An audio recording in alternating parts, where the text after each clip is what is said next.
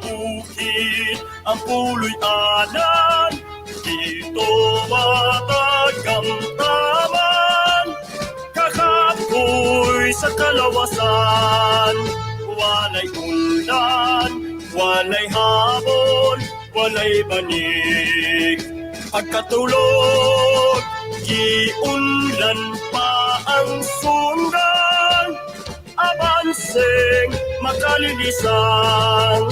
Alerta katipunan, ang tuson, ang kalisdanan. Dugangan nato ang kaisog, bisag mamatay pa sa panggubatan.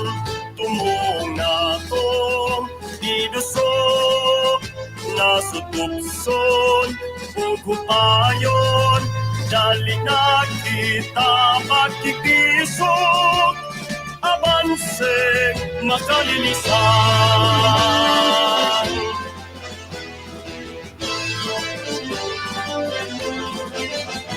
Alerta katipunan, sa bukid ang puloy anan, dito matagamtaman. Kakapoy sa kalawasan, walay ulan, walay habon, walay banig. Pagkatulog, giunlan pa ang sundan, abanseng makalilisan. Alerta katipunan, ang tuson, ang kalisdanan. Dugangan nato ang kaisog, bisag mamatay pa sa panggubatan.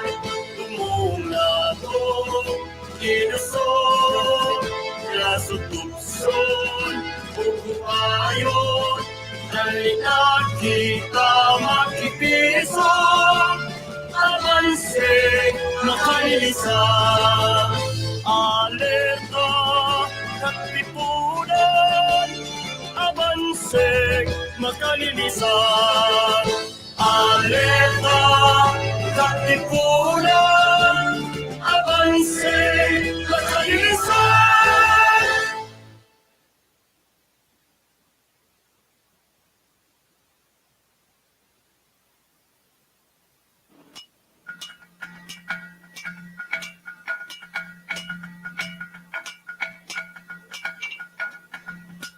Ako si 𝗕𝗏𝗆𝗆 niya, akong trabaho kay blacksmith, anday sundang.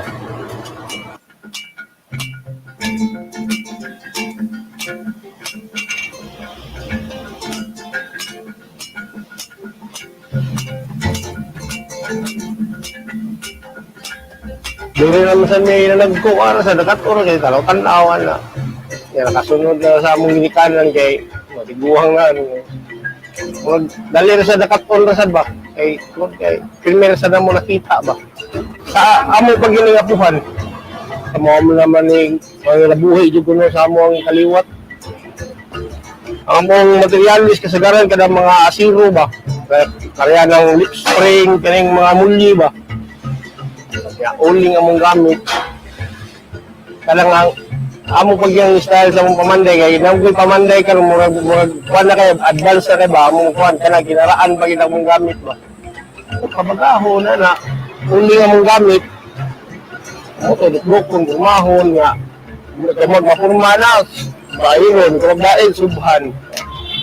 Wala na subhan ay din ba i-tempered ba. Para ligo niyang lait ba.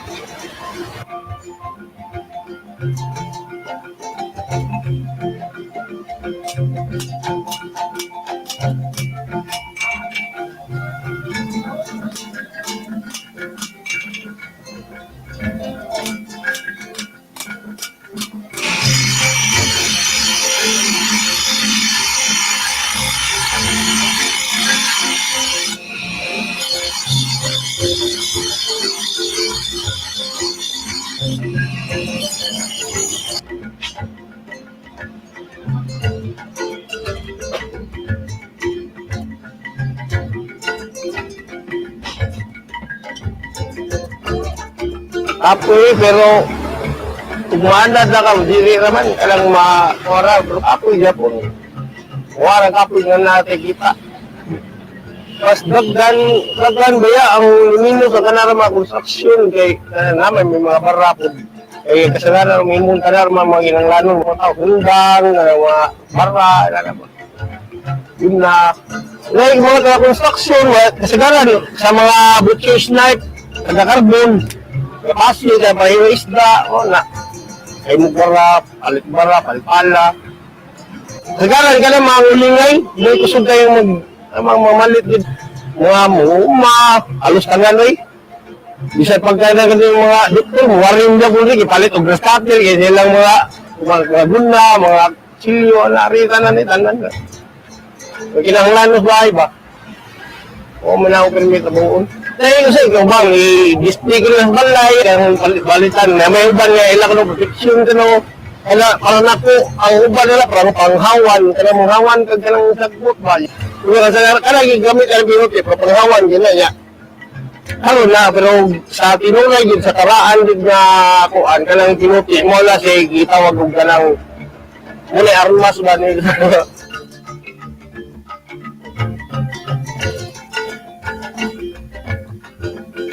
Wala ka na, kung mga kuan, sundang, mga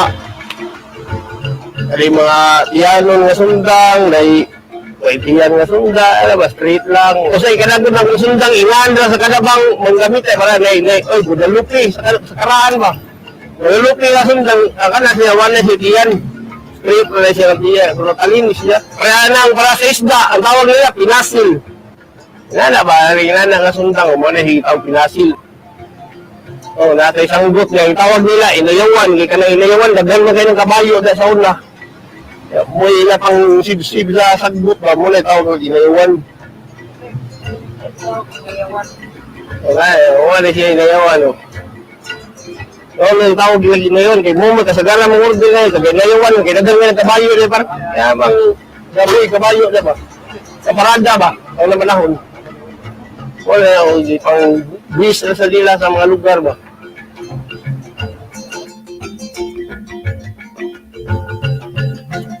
Sabi ako, anak, 5 ka buklaki, gagmay pa niya, amot, naging sa kayo musunod. Ako dito, umang ko magiging nga musunod ko, kaya eskwila niya, tarang, naging niyo man yan. Gibiradyo ko, doon yung kabuha ba po. Maganda yun.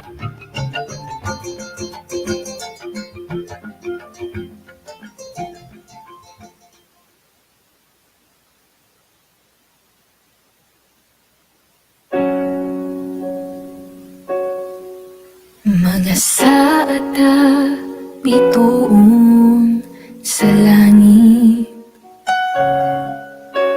mikislap mitanag sa kangit-ngit,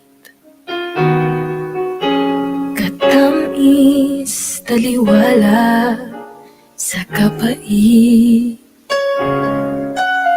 mitunaw sa tik-ang kasing-kasing, nanumpata kung kuyog tang tuhan, gugmang gamhanan makahiwo sa tanan, misata kung kitang duha kauban, malatas na to ang layong kadagatahan, mapatag ang habog na kabukiran, mausaban lang sa kalibutan, hangtod kano sa matahon, kining akong dughan. Ang akong kamot imong gihawiran, dungan na tong bag-o ng kalibutan, punon sa kahoy ang napuong lasang, Pabulakon ang nalayang tanaman. Misatan kung kitang duha kauban. Malakas na to ang layong kadagatan. Mapatag ang hapong na kabukiran. Mausap ang naong sa kalibutan. Hangtod kanu sa matahong. Kining akong dughan. Mibanos ang katugnaw di maagtos. At lamisalop sa imong paglakaw. Magulat ba ang tod sa hangtod sa kahangtunan?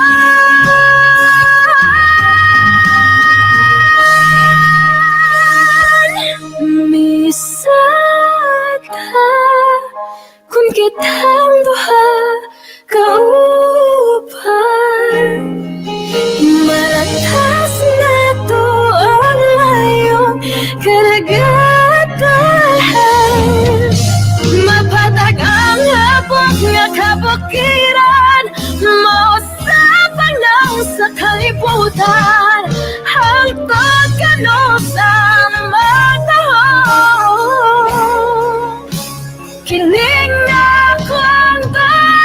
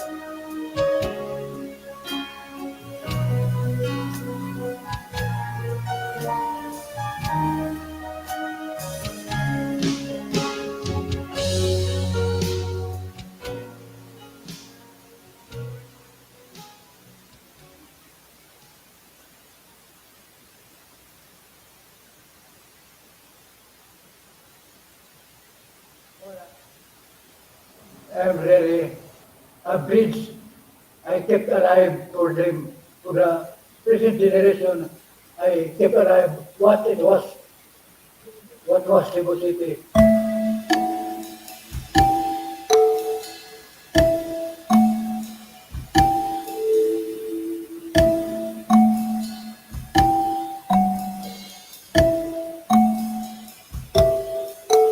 𝗔𝗎𝗱 is one of the historians of Cebu, although I heard that he doesn't want to be called a historian. Rather, he would like to be called a writer of history. And I can appreciate that because, in truth, the book of 𝗔𝗍𝗱𝗃 is, well, figuratively speaking, sitting on earlier works. I like the book in the sense that, look, his book, like all books, it's not just a product of his research, but if you go to the back of the book, these are also information taken from researches, journals, and theses from other sources. No?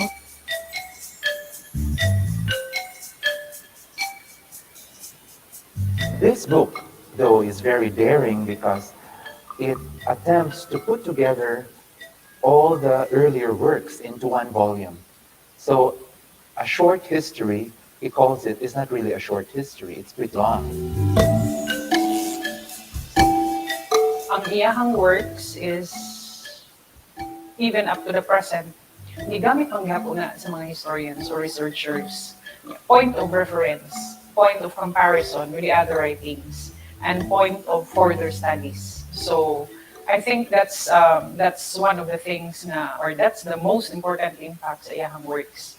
It created questions, it triggered questions, it triggered maybe to some extent issues or intrigues. But through those questions, issues, and intrigues, those are the turning point for further studies.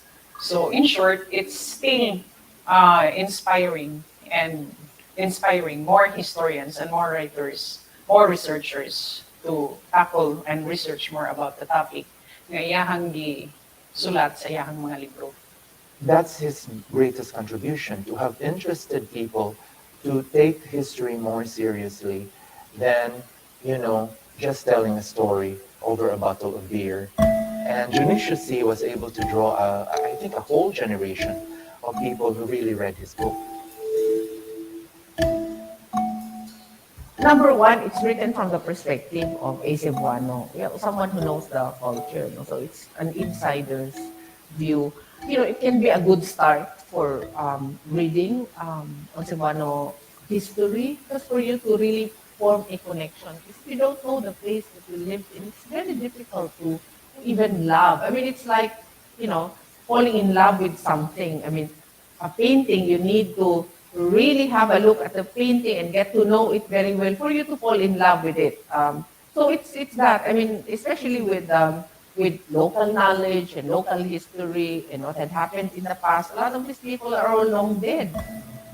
Nalipay ko nga, kung ano ba ito yung sabi nga ikapapapulis na kamo, because of your love for history of Cebu City, na na-pick up ko ang writer, na ako inyong na-pick up na makapabero of things about Cebu City. And that's the reason why, events are also very important, because we need all this. So what we do here is at Congress is something that's really good, because you are helping the community understand, and you're one of the many, because the thing here is that if you have more people doing advocacy, then the better it is, as long as they're on the same page, the same direction.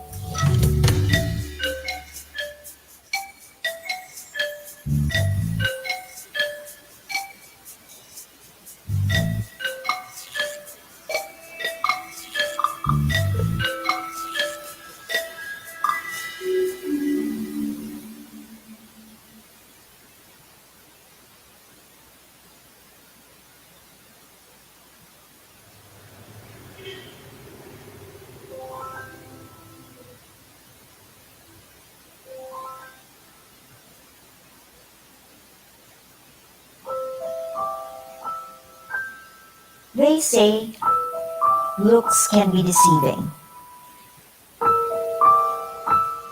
At first glance, I thought you were not much to look at.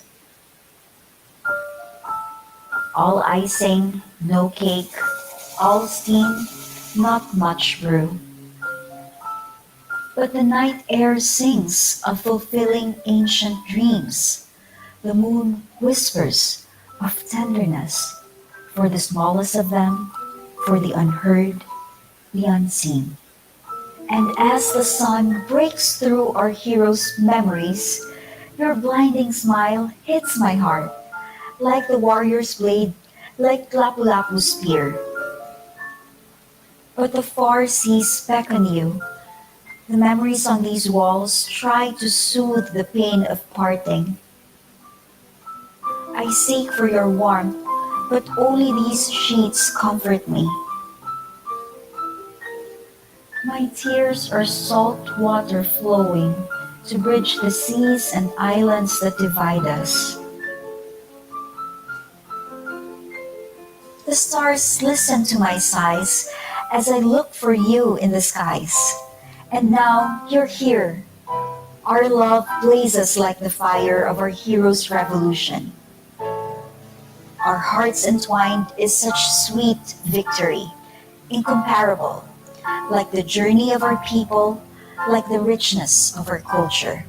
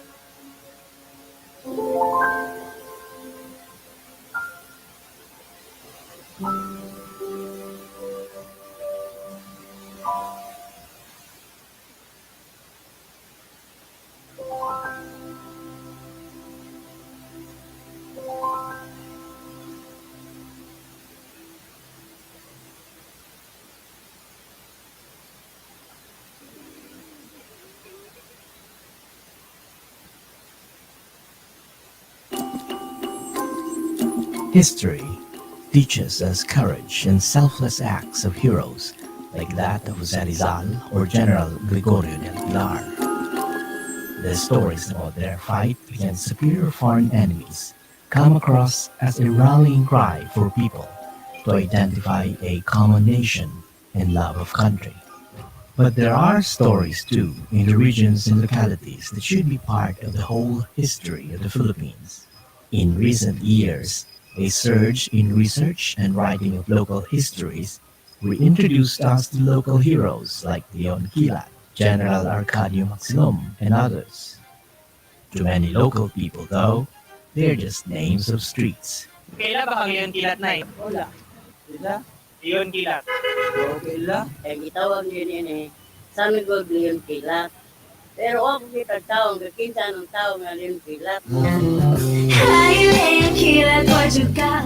Pambras, the Cebu Heritage Hotel, wants to connect the locals with their past. We produced music videos, published books in local history, and put the names of local heroes literally on the dining table.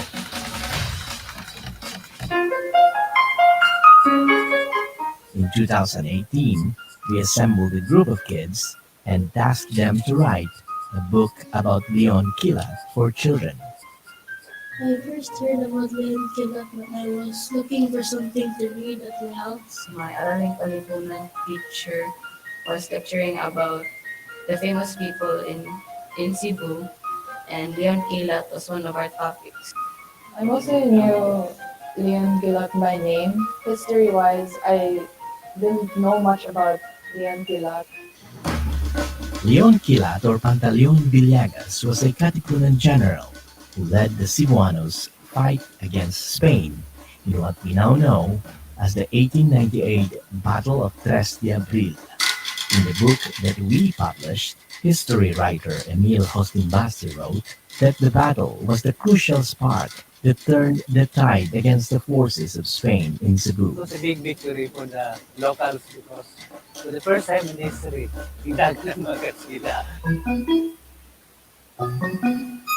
Like many, Santi Sagayno did not know the story about 𝗂𝗀𝗀𝗀𝗀𝗀, or other local historical figures for that matter. sa nagsebaran ko, parang dito masyadong tinuturo ng mga guro kasi sa textbook kasi nila, para bang dito nakapokus. Local history was not taught as a core subject in schools, even before the Philippines implemented the K-12 basic education curriculum in 2016. Right now, marag na may mga attempts to focus on local history no na may although medyo lacking siya gamay, so this book can fill in that gap, no. With the help of our friends established in the fields of heritage advocacy, design, art direction, and storytelling, we mentored the kids to help them create a children's story based on the heroism of 𝗏𝗏𝗀𝗃𝗏. He cared not only for himself, but because he cared for people in the country, and he loved the country so much, and then he was not scared to fight for the country. This is a unique case, no, of children being told history and then them retelling it, no. Mas ligon ang foundation sa bata kung siya mismo involved siya sa pagpanday sa narrative sa storya. When I asked the students what is the most interesting, like magical feature of the story of 𝗏𝗏𝗀𝗃𝗏, and they pointed out the sigbin, how 𝗏𝗏𝗀𝗃𝗏 has a sigbin who helped him. I wanted to add a touch of the supernatural in the story so that little kids would also hear about it. This particular genre called speculative fiction that includes fantasy, maybe some elements of horror and sci-fi. They really like this kind of genre in the works that they read. The humans are happy fishing for the aliens. The Spaniards come to get me. The artist has to think like a child, but in this case, uniquely siya kay it's the children themselves doing that. Of course, sa nga nga level, ang children think to more wild kaya ng imagination ba. So that shows sa ilang version sa 𝗏𝗏𝗀𝗃𝗏 story. So it's a bit wild, na sci-fi elements, no. So we were thinking of like sci-fi themes, like Iron Man, Avengers, since that's Avengers inspired one of the writers. I learned a lot from this experience, mostly about history and my art direction. I have so many people around me to help with this project, and I'm happy to help bring this project to life. Other kids should read the story because it's very important for us, especially as Cebuanos, to know about our past and how we got our freedom that we now have today. Whatever effort there is to make students read, entice them with a new kind of story, sci-fi infused story based on a historical figure, can actually make them start reading it. And maybe when they start reading this, like, what else is there that we can read? And so the demand will start there, and hopefully writers will catch up with the demand.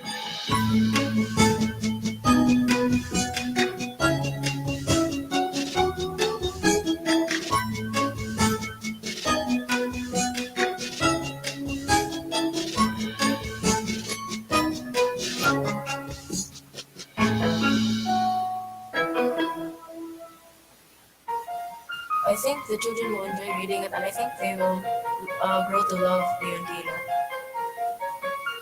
𝗏𝗏𝗀𝗃𝗏 is like a good example to young kids. Kailangan ay nga kita tanan kay magtinabangay ta para ato yung mabuhat na to kung sa itong ganahan. I admire 𝗏𝗏𝗀𝗃𝗏 for leading the Cebuanos in fighting for our independence. I'm really happy that I got to work with professionals because I just did art as a hobby. Mas dali ang transmission sa information kung magtanaw kag pictures. I think ang ultimate importance sa history is the sense of narrative, the sense of wonder. there are a limited number of writers who focus on, let's say, children's stories or children's books or even YA.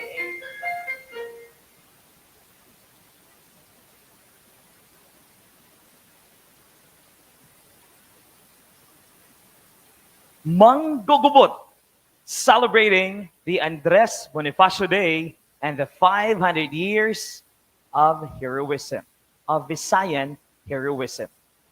This is brought to us by PAMGRAS, the Cebu Heritage Hotel, in partnership with the Department of Education Region 7, National Historical Commission of the Philippines, National Quincentennial Committee, Camp Red Bushcraft and Survival Guild, Museo Cebu, Central Visayas Association of Museums, SOAN 2020, and the Yandi Heritage Center. To our on-site audience, may we request everybody to please stand for the invocation and please continue standing for the singing of our Philippine national anthem.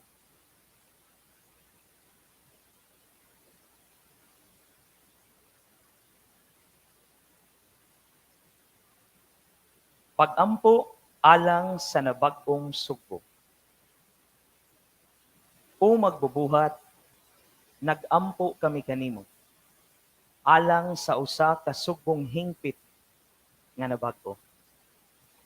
Ang sugbo nga sa mga bayani gidamgo sa kasugbo nga atong 𝗕𝗏𝗄𝗏. Kami nagaampo alang sa bag-ong sugbo. Sugboanong malaumon sa among mga kaagi. Kahiusang nagpanday pagkabot sa damgo sa sugbong maisok, mauswagon o gawasnon. Among mga pangandoy para sa matagbata. Pagkaon sa lamesa o balay makatulgan. May bisting makahupay sa gabi nga matugnaw. Giatiman, pangga sa tibuok katilingban. Kami nagaampo alang sa bag-ong sugbo. Sugboanong dakog garbo sa among mga kaagi. Iusang nagpanday pagkabot sa damgo sa sugbong maisog, mauswagon o gawasnon.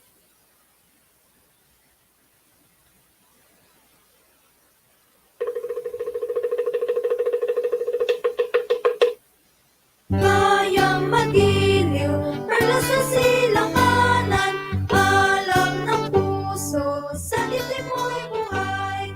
Lupang hinirang, tuyagan ang magiting, sa manlaluping, di ko masisiil, sa dagat at bundok, sa simoy at sa langit mapakaw. May dilang at tula at awit sa paglayang minamahal, ang kisap ng matawan ko'y tagumpay na nagdidilim. Ang bituin ng araw niyang kailan pa may di masidilim. Lupa ng karanaman, ating magsimba, ay langit sa piling mo. Aming ligaya naman, ay marami, mamamatay ng dahil sa'yo.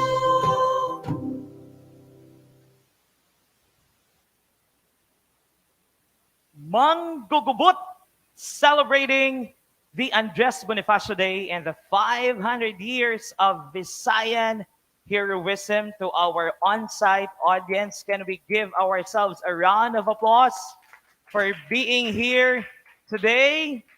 It's November 30, 2021, and to our virtual audience, we are so pleased to have you today. Daghan kaayong salamat from all over the country. Thank you, thank you, thank you so much. And of course, since today is November 30, we celebrate the 150th birth anniversary of 𝗏 Andres Bonifacio. Can we all put our hands together for our 𝗏 Andres Bonifacio? Come on! And not just him, but to all our Cebuano warriors, our heroes, ato gihapong pakpakan ang tanan. Since this month also is the National Children's Month, that is why we saw our children from the 𝗕𝗹𝗆𝗀𝗀, and later on, we'll be announcing the winners of our extemporaneous speech competition. So I think our students from 18 schools, from 9 divisions, our 20 students are ready to know who are our lucky winners. Good luck to our contestants. And not just the heroism, not just the revolution, the birthday of our hero, but also the children. We celebrate them, our children, ang atong mga kabataan, to our parents, to our teachers, and those watching via Facebook Live. Thank you so much for being here with us. So, karong hapon na. Whew. What a great afternoon to end the month, to end the Children's Month, at the same time, to be celebrating it with all of you.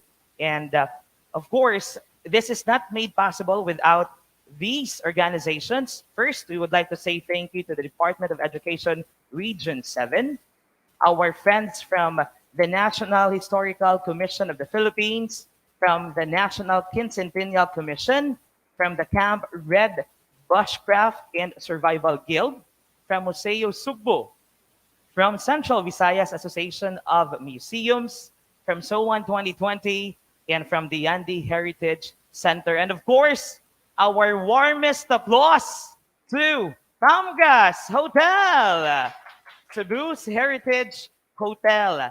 Please do like and share our Facebook Live from the different Facebook pages. So please do, especially sa ato ang Facebook Live sa Pamgas Hotel. And I am so excited because upon entering our 3 de Abril, hawanan sa 3 de Abril, I've seen traditional blades. In fact, earlier, I've seen some of our friends discussing what this traditional blade is and how our manggugubot or the katipuneros use them to fight against our colonizers. So that's a great celebration. And again, please to share, please to like, please to forward it to the different Facebook pages.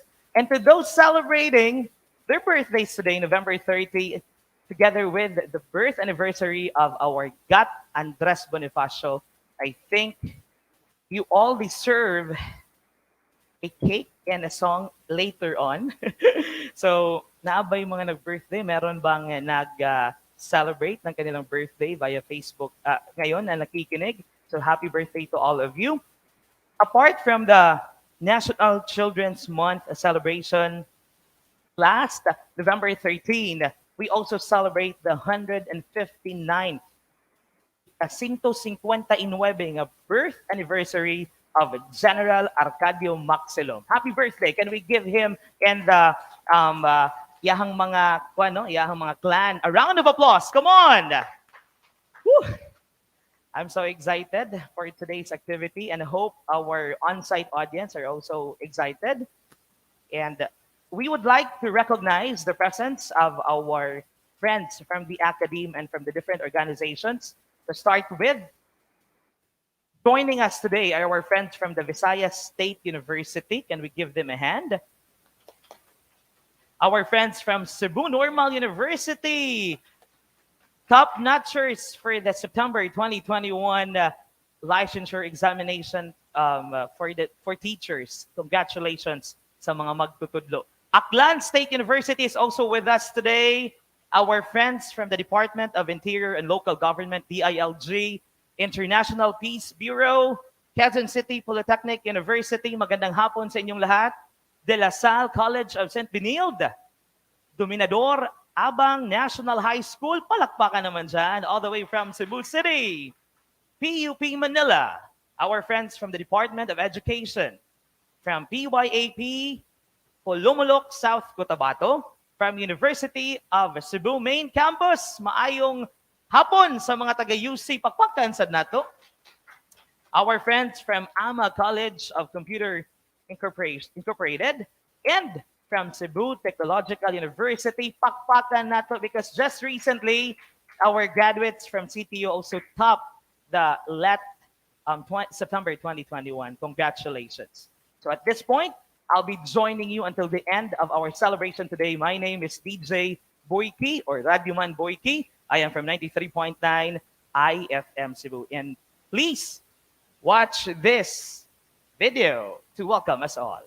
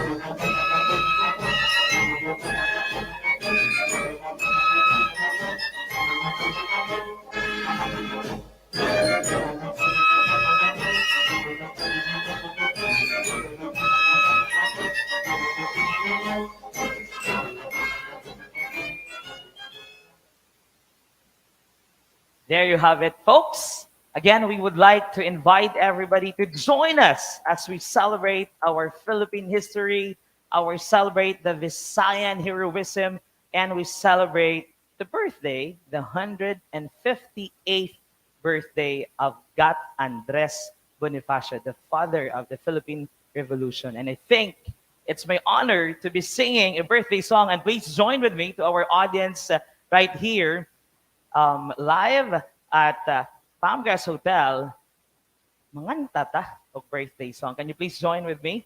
And we have a wonderful petite cake from Pamgas Hotel. And of course, let's all sing a birthday song for our birthday celebrators out there, November 30, and those November celebrators, and most especially to our hero, 𝗏𝗏𝗏𝗏 Bonifacio.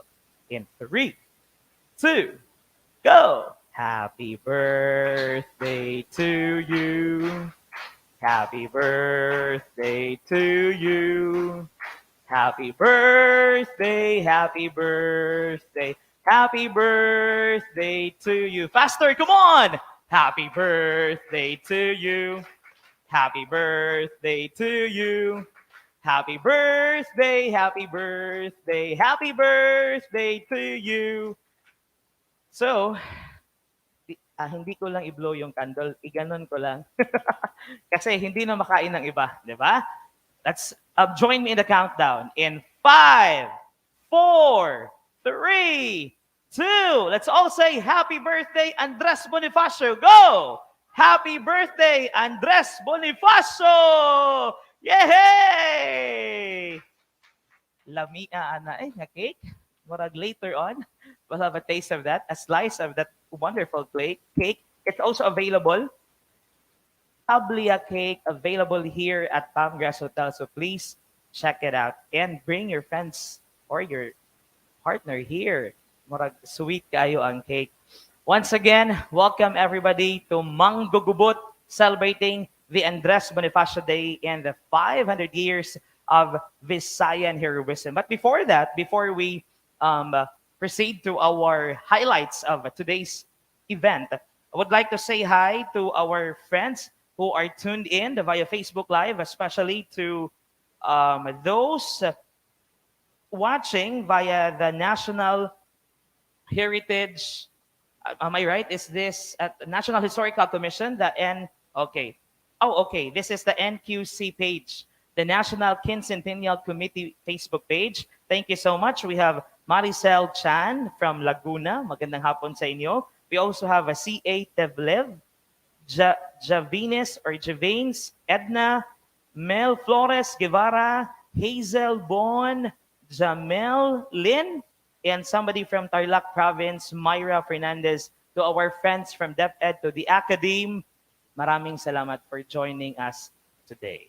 Okay, at this point, our students, atong mga tinunan from all over Cebu Island, I think they are very much excited to know who are the winners of our extemporaneous speech competition. And the awarding of the winners will be facilitated also and will be witnessed by our friend from DepEd 7. We have the Regional Chief Administrator of the Department of Education, Region 7, Dr. Aida Cabantan. I think she's here with us. Is she with us? I think she's watching via Facebook Live. And at this point, let's hear a message. Later on, I'll be hearing a message from our DepEd, the 7 Regional Director, Dr. Salustiano Jimenez. Can we give our friends from DepEd another round of applause? And I'm so excited to learn about our traditional blades.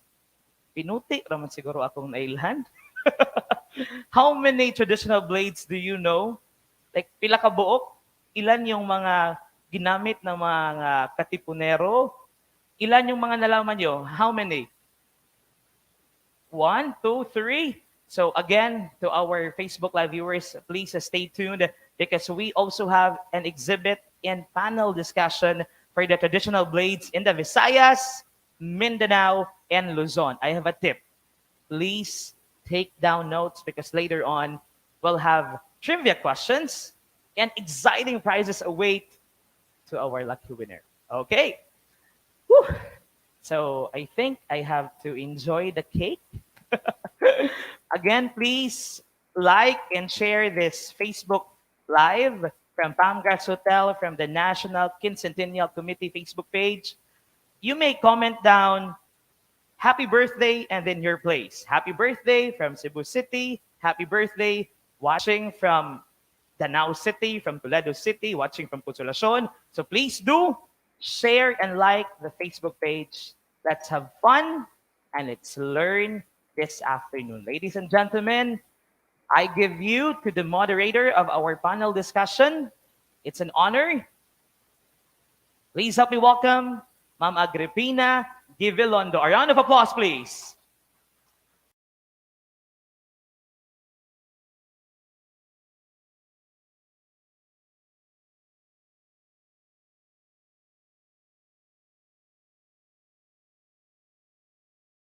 Bonifacio, and also celebrating the 500 years of Visayan heroism and celebrating our traditional blades. So you have seen that video about the Katipunan, and it is mentioned there that our Cebu Katipuneros fought with bolos and knives against their enemies, against the Spanish colonizers. So they won the victory against Spain with just initially bolos and knives. And we have so many stories about battles fought in Cebu and in other islands with our Katipuneros, our warriors wielding bolos and knives. So we have here today, this afternoon, an exhibit of traditional blades in our islands. The blades used by Katipuneros in Luzon. There are also blades used by the indigenous peoples in Mindanao and in Sulu and in other Muslim areas in in Mindanao, and we have blades in the Visayas. So we invite you to come here at Congress, the Cebu Heritage Hotel, to see physically on site these blades used by our warriors in their daily struggle for livelihood, for life, and for freedom. So now I would like to introduce to you our panelists in our exciting discussion, in our exciting conversations this afternoon. But because even if you are not here physically at Congress, you would be able to see some blades that will be shown to us by our panelists. These traditional blades from the different islands in our archipelago. So first, I would like to introduce to you our on-site panelist. He is a collector of many hundreds of blades, of traditional blades. And I was so amazed with these blades, how he amassed these blades, how he gathered these blades, and throughout the years. And he is also a Katipunero descendant. His ancestor, his great-grandfather from Antique was part in the Declaration of Independence of Panay from Spain in November 1898. It was Panay that was that first won freedom from Spain. So Cebu won its freedom from Spain in December 1898, and Panay was first in November 1898. So his ancestor was Ângeles Salazar. And also in Cebu, we also have a Salazar who was also a Katipunero, Gregorio Salazar, who participated in the Battle of 3 de Abril with General Leon Quilat and other Katipuneros. So our panelist this afternoon, he is on site and would be showing us magnificent blades. He is from the Bushcraft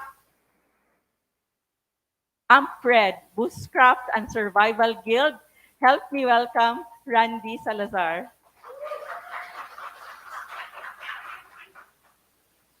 Please greet.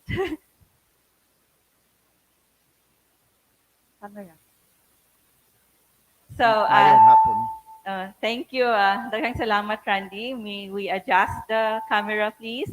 So, our next panelist is his first time to join us in our event, in one of our events. I was very lucky to meet him a few weeks ago. He is the museum in charge of the City Museum of Cagayan de Oro. And then even if it was, I had something to do at Cagayan de Oro, in Cagayan de Oro, I wanted to visit a museum. And then luckily he accepted my really persuasion, or I tried to convince him that he really needs to show me the pieces in the Museum of Cagayan de Oro, because I really wanted to know the life and the culture of the indigenous peoples, because our historians say that for us to know what was our life 500 years ago, or what was the life of our pre-colonial ancestors, we should be able to know this through looking at the way of life right now of our indigenous peoples.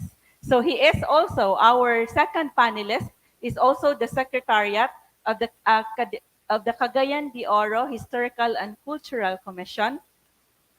He graduated anthropology in the Xavier University Ateneo de Cagayan.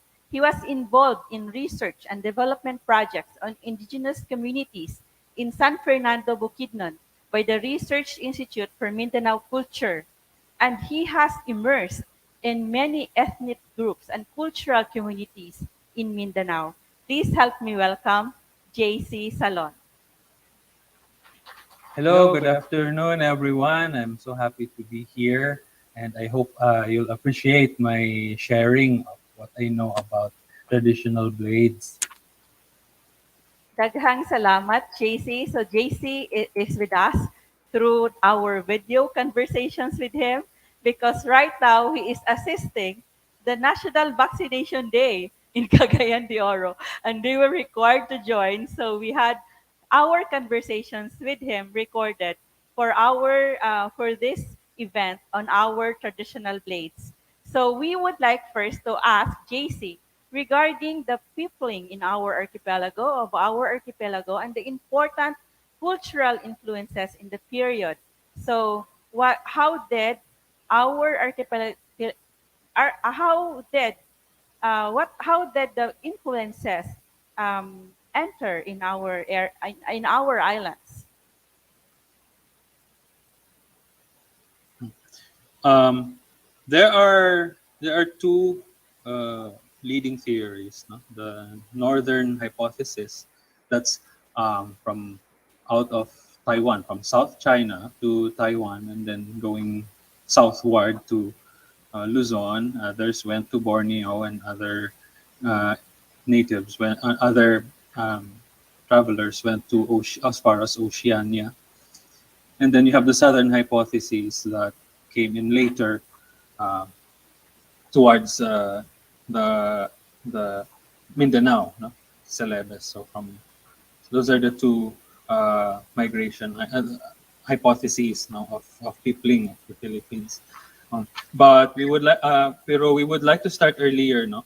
So much earlier than the previous mentioned. As early as 35 to 60,000 years ago. Mhm. So there were hunter-gatherers of negroid features. So these were our mga Aita, Ati, Mamanwa, etc.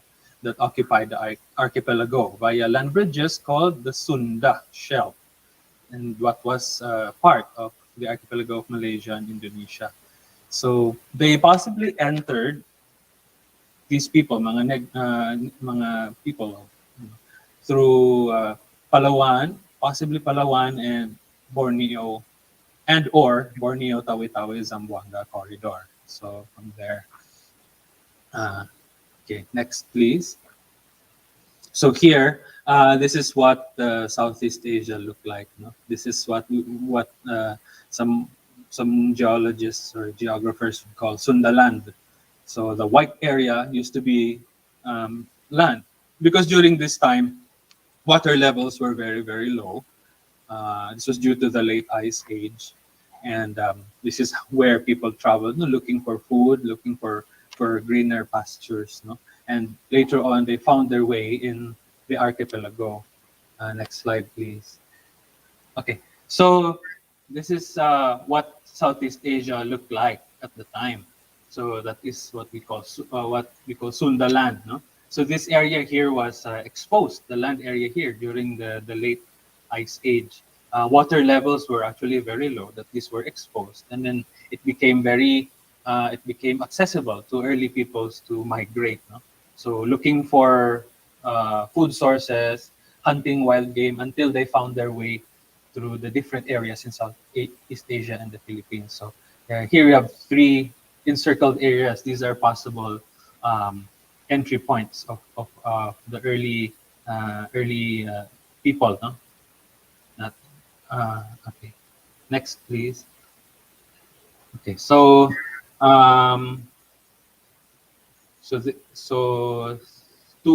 for Mindanao, since I'm talking about Mindanao, this is the southern. We start with the southern hypothesis. No, it's about 3,000 and 5,000 BP.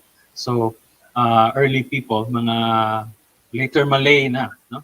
From South China to Indochina to Malaysia and Indonesia, and then entered into the Philippines, most probably via the Borneo 𝗕𝗏𝗏 corridor.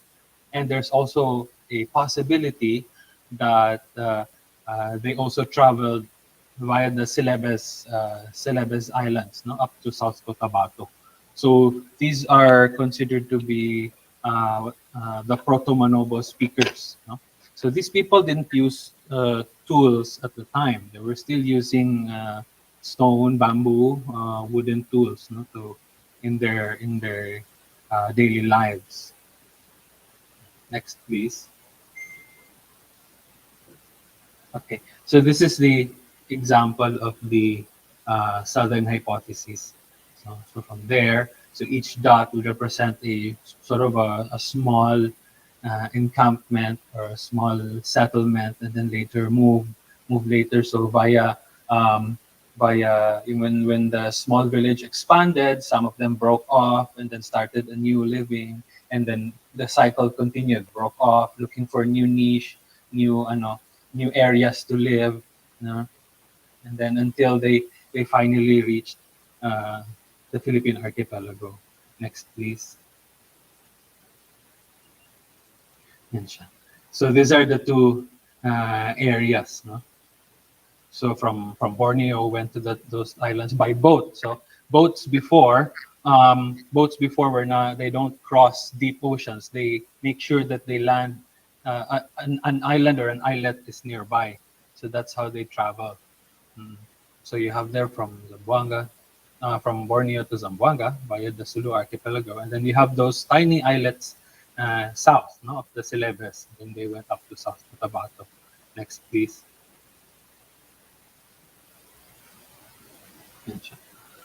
Later Austronesian migration.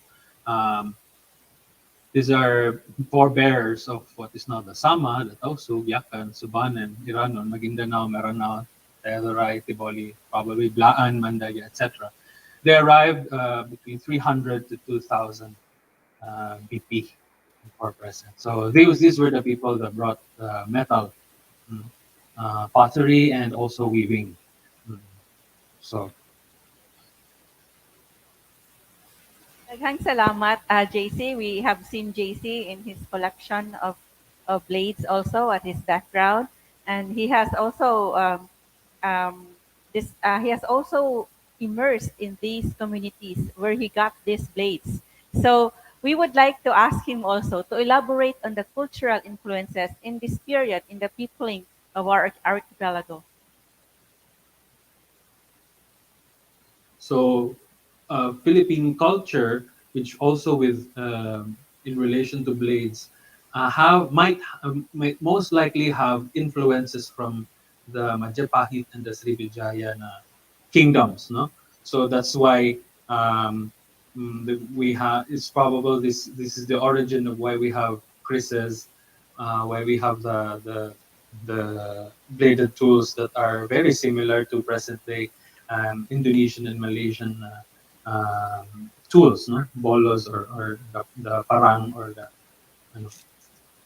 and Chinese trade as well from the Song, from the Yuan Ming dynasty, the Qing. So they added, so the trading with these people further enriched, our cultures. Philippines, like many places in the Philippines or the Philippines as a whole, became a melting pot of culture from Indonesia and from China, even India. And then Islam came as early as 1380, and then later on 1480, and then more cultural influences were brought through missionaries, and later on conversion, and then even more refining or more development of the culture as a whole that also impacted blade making. Next, please. And colonization as well played also a very important role. From the Spanish, which is 333 years. So we can actually pinpoint some traditional blades that have remnants of Spanish colonial design or motifs.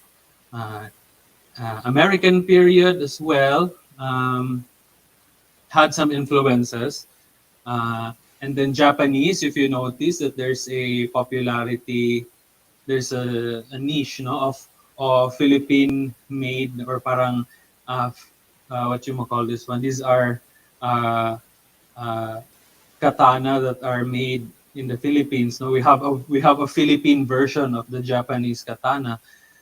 It might be souvenir or for touristic purposes. Others will see it as also an effective self-defense weapon in the home, or also a very good slashing tool for crops. But these were inspired, inspiration with the very short, very brief Japanese um, um, uh, invasion or Japanese control at the time, no? And then later on, it's more on what happened later on. It's more on slowly went down from more on function. It was more focused on functionality rather than the form, on rather on the motif and symbolism. And then it's more on functional and also more on the trade, no, tourist trade. And then especially today, no, actually today our blade making tradition almost died, almost died, and it's but well, it's not yet dead, and it's still being revived, and more smiths are inspired to continue the traditional craft. Thank you. Thank you. Daghang salamat, JC, for that. So, of course, there are cultural influences, and one of which is trade. We are influenced through trade. Like, how come that Cebu had, for example, there were already Chris and Campilan 500 years ago in Cebu. And it is because it is through trade with Mindanao, with Sulu. That was why when we trace the history, the roots of Sinulog, we found out that Sinulog was actually a Muslim war dance. So it was originally a war dance in Sulu. Sinulog was a war dance in Sulu, which led us to Sulu. So you should be able to watch on YouTube on our video tracing the roots of Sinulog to a war dance. So watch this the Sinulog, the Sulu roots at Pamgras, the Cebu Heritage Hotel YouTube account. So daghang salamat to everyone, to those on the Facebook Live at the NQC page, Jinky, Dato, we have Shawi, we have Emelo, Julie. Daghang salamat for joining our celebration of the birthday of our hero, Andres Bonifacio, and also celebrating our traditional blades. Daghang salamat to Carol at the Pamgras page, Rick CJ, Wilma, and to Nyor Montajes Pino for saying happy birthday to our hero, Andres Bonifacio. So we would now like also to ask, JC was discussing the two theories on the peopling of our archipelago, one of which was the southern hypothesis. Now, we would like to ask him about the northern hypothesis. So the northern hypothesis actually came much earlier.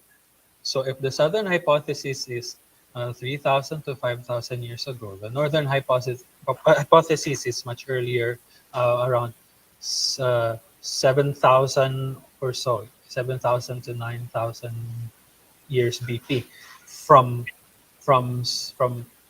South China to Taiwan, and then from Taiwan to Luzon, no? From Batanes going down. So other peoples went as far down south to Borneo, and other peoples went to as far as in Oceania and Melanesia. So one particular mga peoples that still has a very close resemblance to the natives of Taiwan are in the Cordilleras, the Cordilleran natives. Even their blades, are very, very close. Have very close resemblance with each other from the Cordilleran blades and the Taiwanese indigenous blades. Daghang salamat, JC. So we also know actually that in pre-colonial times, 500 years ago, or even before that, the blacksmiths were very important in the community. So we would like to ask JC, because he studied anthropology and he studied these indigenous communities. We would like to ask him, why did our ancestors craft blades? Why did they make blades? Blades are very important to make their survival for their survival rather, and then make their day-to-day living very efficient. Blades are very important tools, no? Like for example, there were obsidian. Obsidian, it's a volcanic glass, black volcanic glass, which is actually they're sparsely used, no? But it's because of the sharpness, no, that's very useful for them when it comes to either skinning or slicing or lacerating meat. And then later on, when it was from those materials, no, and then stones from andesite and even mga traded na nephrite later on was there's a new technology, no, from bronze and brass, and then later on iron, no. So then from iron, which is more durable than bronze, was later refined and became steel, no. And steel has better edge retention, and thus it's very efficient and very reliable to use in either clearing forest vegetation, so forest, harvesting some materials like bamboo, some wood for house building, even slashing. When Sweden kaingin method of farming was later on was used. And aside from it as a tool for making, for bettering or making their lives more efficient, it's also very good, very useful to defend themselves against wild animals, and also even mga other villages that are mga rival villages, no, competing for resources. So daghang salamat, JC. So we now know that the tools, the blades were very important as tools and are still very important as tools and also as weapons of our ancestors and of our indigenous peoples even until today. So we would like to ask JC. So regarding this is the last question for this part, and then for JC, we would like to ask him regarding the factors. We'd like to ask JC the factors in the development of this blade making tradition. Main influences is trade. So trade, and then mga later the development of quality of life sa communities gave an opportunity to fine-tune or to refine their skill in blade making. So making the blade more valuable. So in relation to trade, no?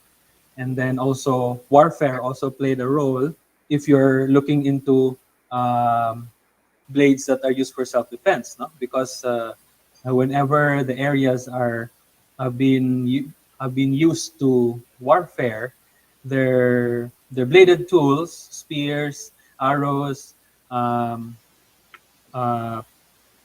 bolos, are actually more are fit, no, for it's actually more efficient, already designed for really defending or attacking neighboring villages, no? So they tend to be lighter.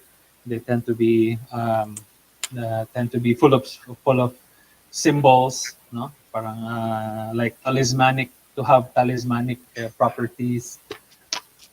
So sinana siya. These are ano, and also I would like to add ano, also our history of colonization that also influenced how our blades, no, developed. So there are influences from the Spaniards, no, in their fittings, in their design. So yun siya. Daghang salamat, JC. So now there are more questions for JC. A few more questions later for JC. So we are now going to converse with our on-site panelists. We have from the Camp Red Bushcraft and Survival Guild.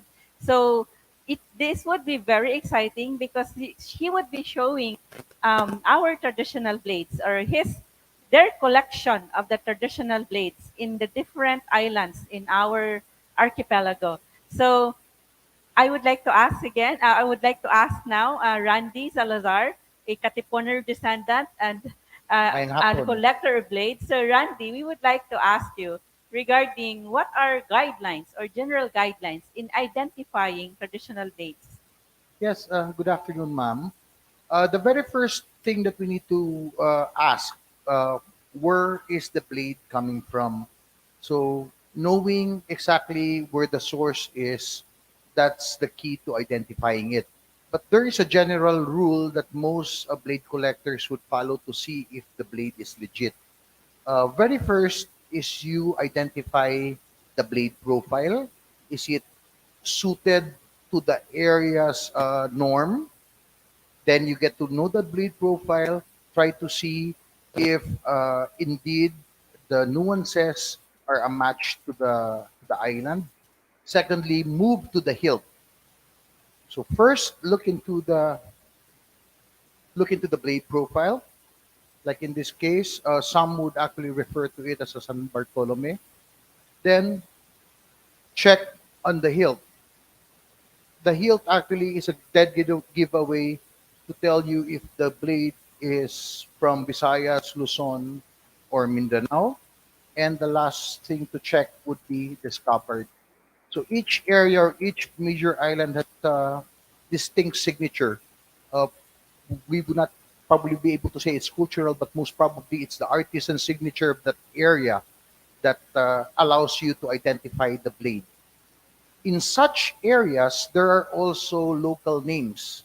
So you're able to bring down from the general name, like if you're not sure, we generally identify it by its most common name, like Sundang, Itak, Utak, Golok.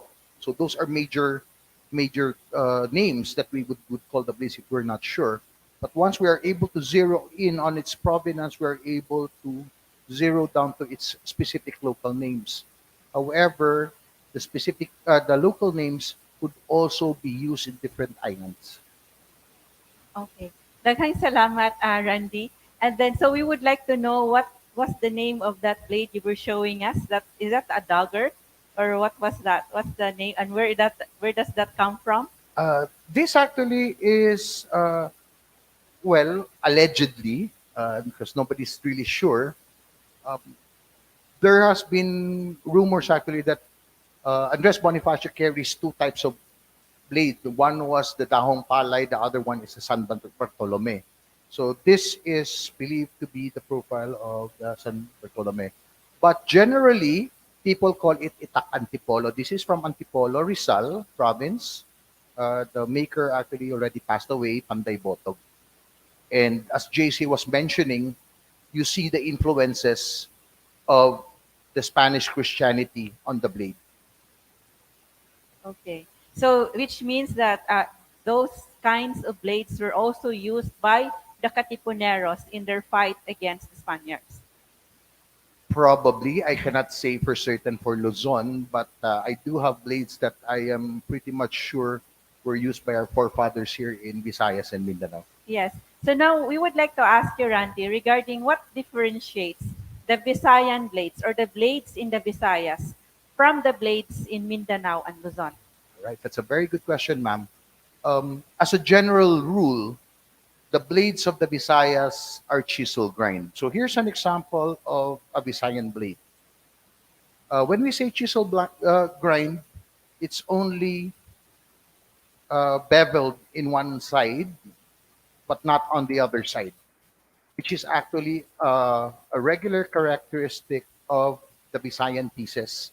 That's why when you're buying a Visayan piece, make sure to inform the Panday if you're left or right-handed, because they will make the grind of the blade suited for a left-hand wielder or a right-hand wielder. That is the nuance that sets the Visayan blades apart, but it's not a hard and fast rule because there are other areas that actually make chisel grind, like the San Bartolome. Uh, Another aspect of the Visayan blades would be the hilt. The Mindanao hilt, as this is seen, is more associated with Visayas. There are nuances as well as the scabbard. Um, the Visayan blades, especially those of Cebu, this is a Cebuano Pinuti, you're going to see actually grooves on the scabbard plus a signature that would probably tell you it's either Leyte or Cebu would be your pikit or the rattan weave.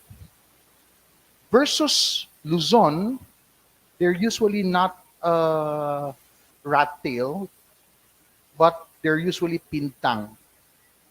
So the tang of the blade, so it's just like a rat, the tail of the rat, it goes through and is pinned, which is common in the Luzon blades, not also found in the Mindanao blades.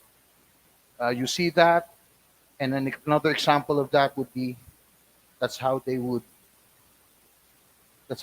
pin the tail. So the tang actually reaches up to this part, and it's just pinned to make it sturdier. Now for Mindanao, Mindanao is known for the Bangsamoro blades. They are highly sought after, and you're able to tell actually a legit Moro blade through its blade profile again, and they are known for their ukil or their carvings. So the ukils comes in different forms depending on which ethnicity. Like this is testament to Sulu archipelago signatures.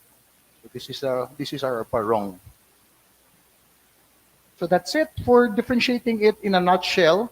The only full tang blades that we see actually in the country, which are traditional, would be that of the Cordillerans. Okay. Daghang salamat, Randy. So we would now like to ask you regarding, so you have seen that barong from Sulu. We have, he showed us the pinuti also, and also a blade from Luzon. What was the name of that blade, Randy? That blade from Luzon, that blade from Antipolo? This is Sinan Bartolome, or they would commonly call it Itak Antipolo. Itak Antipolo. So now we would like to ask you to describe some common blades in Central Visayas and Eastern Visayas. I wish I had more time, so I just show a few pieces. Here one, commonly the most, when we talk about Cebu, we are associated with pinuti as our trad blade. So pinuti, as described, is actually a long bolo that is actually polished so that it glistens, thus puti siya. No? So pinuti. So this is actually an old blade from Baksan, which is entrusted to us. This is actually a Pulahanes blade. The family is a member, and it was entrusted to the guild. This is not actually my blade, but the property of Camfred Bushcraft. This one would be a Binatanga style or a clip point, which is popular during the war. So this blade actually has seen the Battle of Baksan. It was already around during the Battle of Baksan. So this is Pinatangas, and then we have other Pinuti variants. The slimmer ones would be, this is associated with the Lawi-Lawi, or called Lawi-Lawi, taking inspiration from the feather of the Lawi, or the rooster, hence the blade shape. This is also an old variant, also a Pinuti. Then, ano pa ba mayroon dito? We have the Linukay, the Tinamway, the Tinare.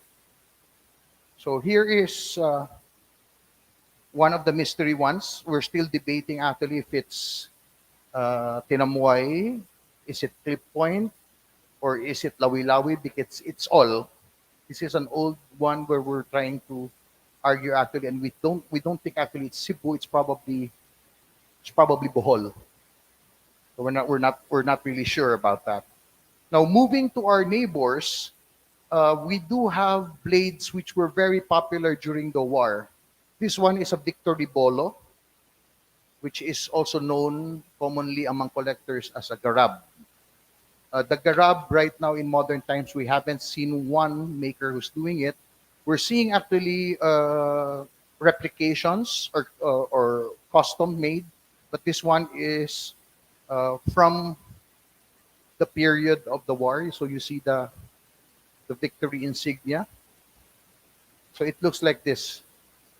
The garab is usually described as a crescent-shaped profile, which is a long blade, which is also associated with the pulahanes. The oldest one that I have with me right now, gipahuwam sa friend na mo from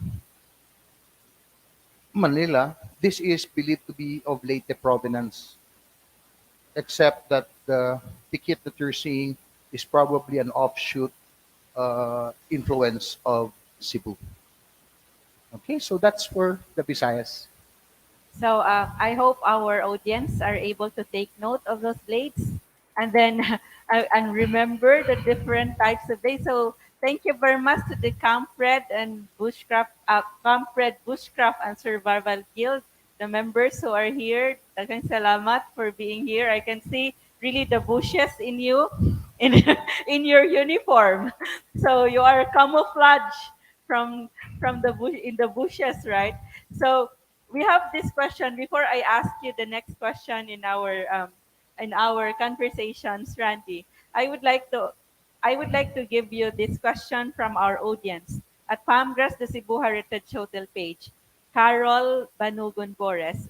She is asking, do we also have a Damascus type of blade in our traditional blades? I would not say Damascus, but we do have pattern or pattern welded and laminated blades. I would like to show you when we get to the other blades of the country. Yes, we do have. If we want to say Damascus, yes.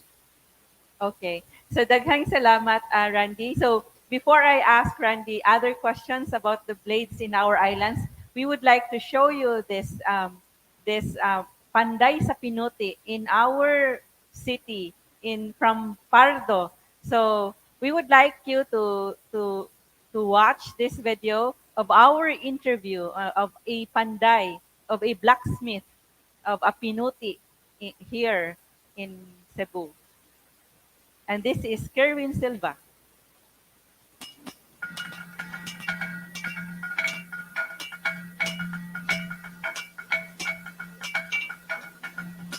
Ako si Kerwin Silva niya. Akong trabaho kay blacksmith and sundang.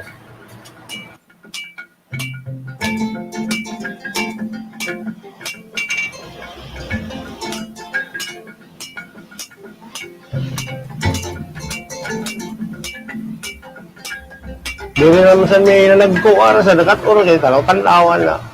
Kaya nakasunod na sa among ginikanan kay matiguhang na. Kung dali na sa dagat oras ba? Kay filmer sa namo nakita ba? Sa amo pag ginapuhan. Sa mo naman ning mga nabuhi jud kuno sa among kaliwat. Ang among materialis kasagaran kada mga asiro ba? Kaya ng lip spring kaning mga mulyi ba? Kaya uling among gamit. Kalang ang amo pag yung style sa among pamanday kay nanggoy pamanday karon murag kuan na kay advance na kay ba among kuan kana ginaraan pag among gamit ba. Kabagaho na uling among gamit. Mo to dokon gumahon ya. Gamag mapurma na bayron kung daig subhan. Mo na subhan ya din ba itimpered ba. Para ligo niyang lait ba.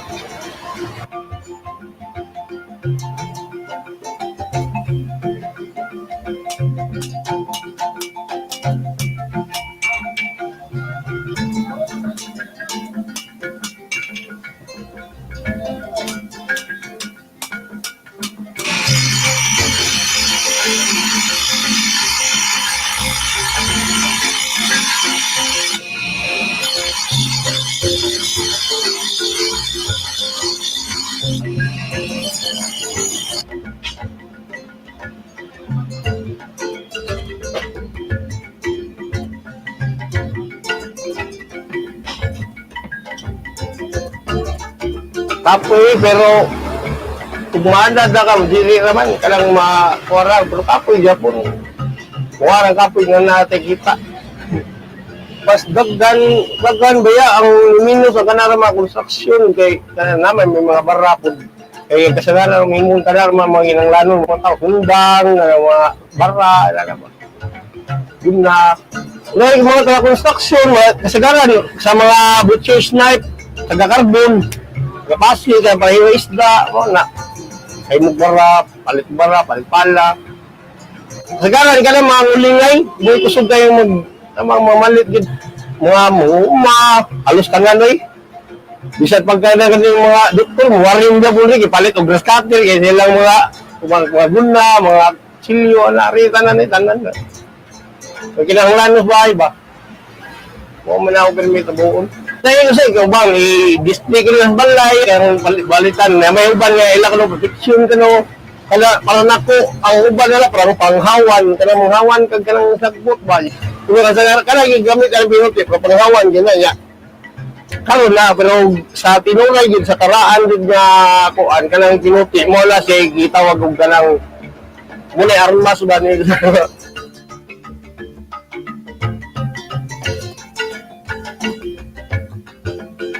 wala ka na kung mga kuan, sundang, mga tiyanon nga sundang, tiyan nga sunda, ba straight lang. Kasi kadagod ng sundang ingan sa kadabang manggamit para nay oy Guadalupe sa karaan ba. Guadalupe nga sundang kana siya wala si tiyan. Straight na siya ng tiyan, pero talinis siya. Kaya nang para sa isda, ang tawag nila pinasil. Inana ba, inana nga sundang mo na higitaw pinasil. Oh, nasa isang got nga yung tawag nila inayawan, kay kanang inayawan daghan man kay ng kabayo da sa una.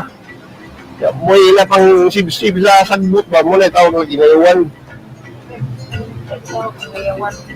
Okay, wala siya inayawan.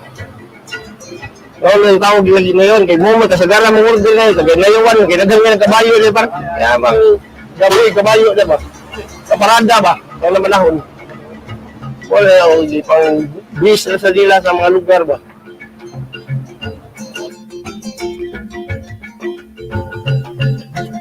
Sabi ako anak 5 ka butlaki, gagmay pa niya, amot na kinsa kayo musunod. Ako bitaw, umang ko mag-iping nga musunod ko, gibe, pila niya, karon nanginyo man yan. Gibiradyo ko ano din yung kabuha ba mo. Maganda yun.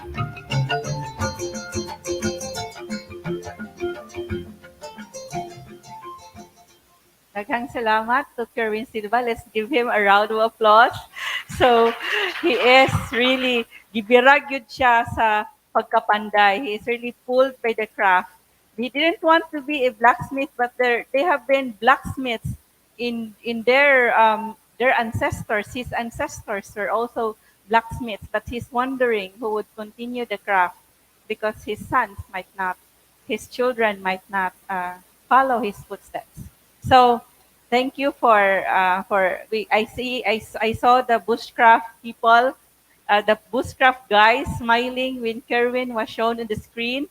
So of course they know Kerwin for the blades that he makes. So we also would like to invite you to come to Palmgrass or to send us a message if you want to avail of the blades or the tools. Our traditional sundang o pinutik here in Cebu. So we have here, I would like to show you our collection of blades bladed tools here at Palmgrass. So this is the buber. So ako kay bao nga nung buber may ngalan ani. So and the one that Kerwin was telling us inayawan. So this is the inayawan. So we have this. I was taught by the guild, by the camp red, how to carefully handle the blade. So when you get the blade out of its unsay ngalan ani sa kuban, when you get it out, it should be, so you should hold it at the spine so that you wouldn't get an accident. So this is the inayawan. So we also have here mistiso, a sundang nga mistiso. So mo din siya ang mistiso.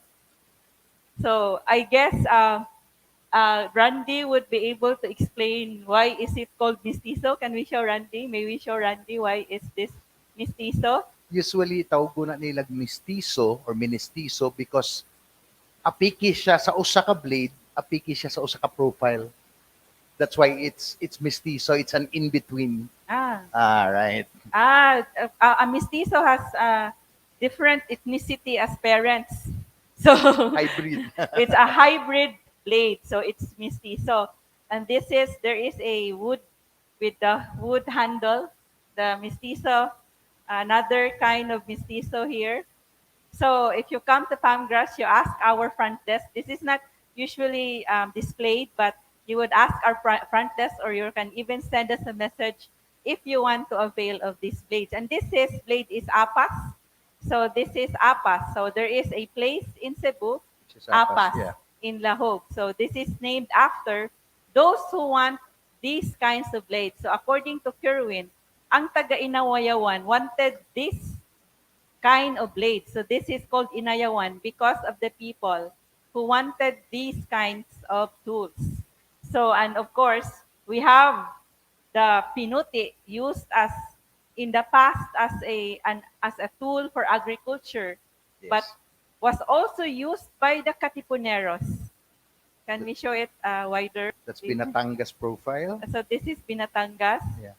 So And in fact, ma'am, just to add on, Kerwin Silva is actually the son of the late Tony Silva, which is a revered bladesman who passed on. So if you're asking what's the lineage of Kerwin, he is the son of the mark that you're seeing, Tony Silva. Yes. So and this is the last that I would show you, but we have more blades, but we were not able to, I will not be able to show everything. So this is also another kind of pinuti, not the one with Your lawi-lawi. This is the lawi-lawi. the 𝗏𝗏𝗏𝗏, not the other one was Binatangas. Yes. And this is the 𝗏𝗏𝗏𝗏. So I was told that this is from Karkar. 𝗏𝗏𝗏𝗏 is from Karkar. So yeah. yes, and then I was telling actually also another Silva who came here. What's the name? There's another Silva. Paul, June. And then so I was asking, he was telling us about the blade from Karkar.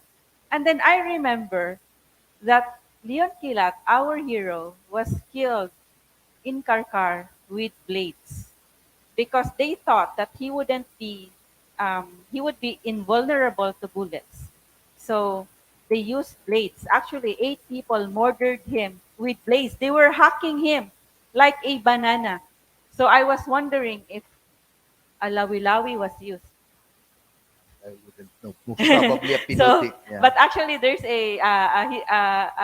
an account of that, and one of those who murdered him still shows the blade that was used. So displays the blade that was used. So now we would like to ask Randy regarding other blades in the Visayas, like the talibong in Panay.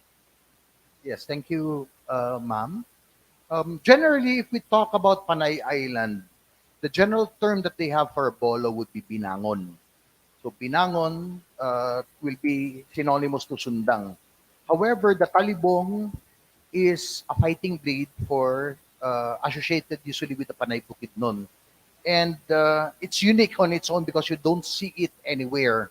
This is an example of it. And this one actually would have a long horn and a figure, or what they would call a figural deity. So the figural deity actually comes in a lot of forms, but this one would be what they would call a sapot. It's called a sapot for reasons. The hilt, the wooden hilt actually is wrapped in silver, which makes it a sapot. If it's just pure wood, it's called lunas. So this is the fighting blade of the Panay Bukidnon. If you have a silver sapot hilt, then it's a sign, it's a status symbol actually. The longer the horn, the higher the pride. And some of the hilts actually and the scabbards have a J shape. So the longer it is, the more bugal they would call for the blade. This is found in all four provinces of Panay, Aklan, which is most popular. You have Capiz, Iloilo, and Antique province. However, this is associated with highlands. There is a lowland blade equivalent of it, which is called the Tinegre. It's not as popular, but it's usually associated with the Ilonggos. It also has a figural hilt, except that the scabbard signature is Ilonggo. The Ilonggo scabbard is usually, it has a leather throat on the scabbard, and then either brass or stainless steel or aluminum hilt. So this is how Tinegre would look like. And this would be how a talibong would look like. So in this case, this is a triciado, as they would call it. In Aklan, this would be pakutan profile. So there are three types of blade profile for the talibong. The linamay, which is a straight back. This one would be a bakutan or a triciado. And then the last one would be kinampit. The kinampit, it is believed, would be like the predecessor of the modern day ginunting, which is slanting down. So this is your talibong of Panay. Daghang salamat, Randy. So you have questions already. And then one of the comments from Wilma Joy is, her comment is how to preserve these tools and their methods used.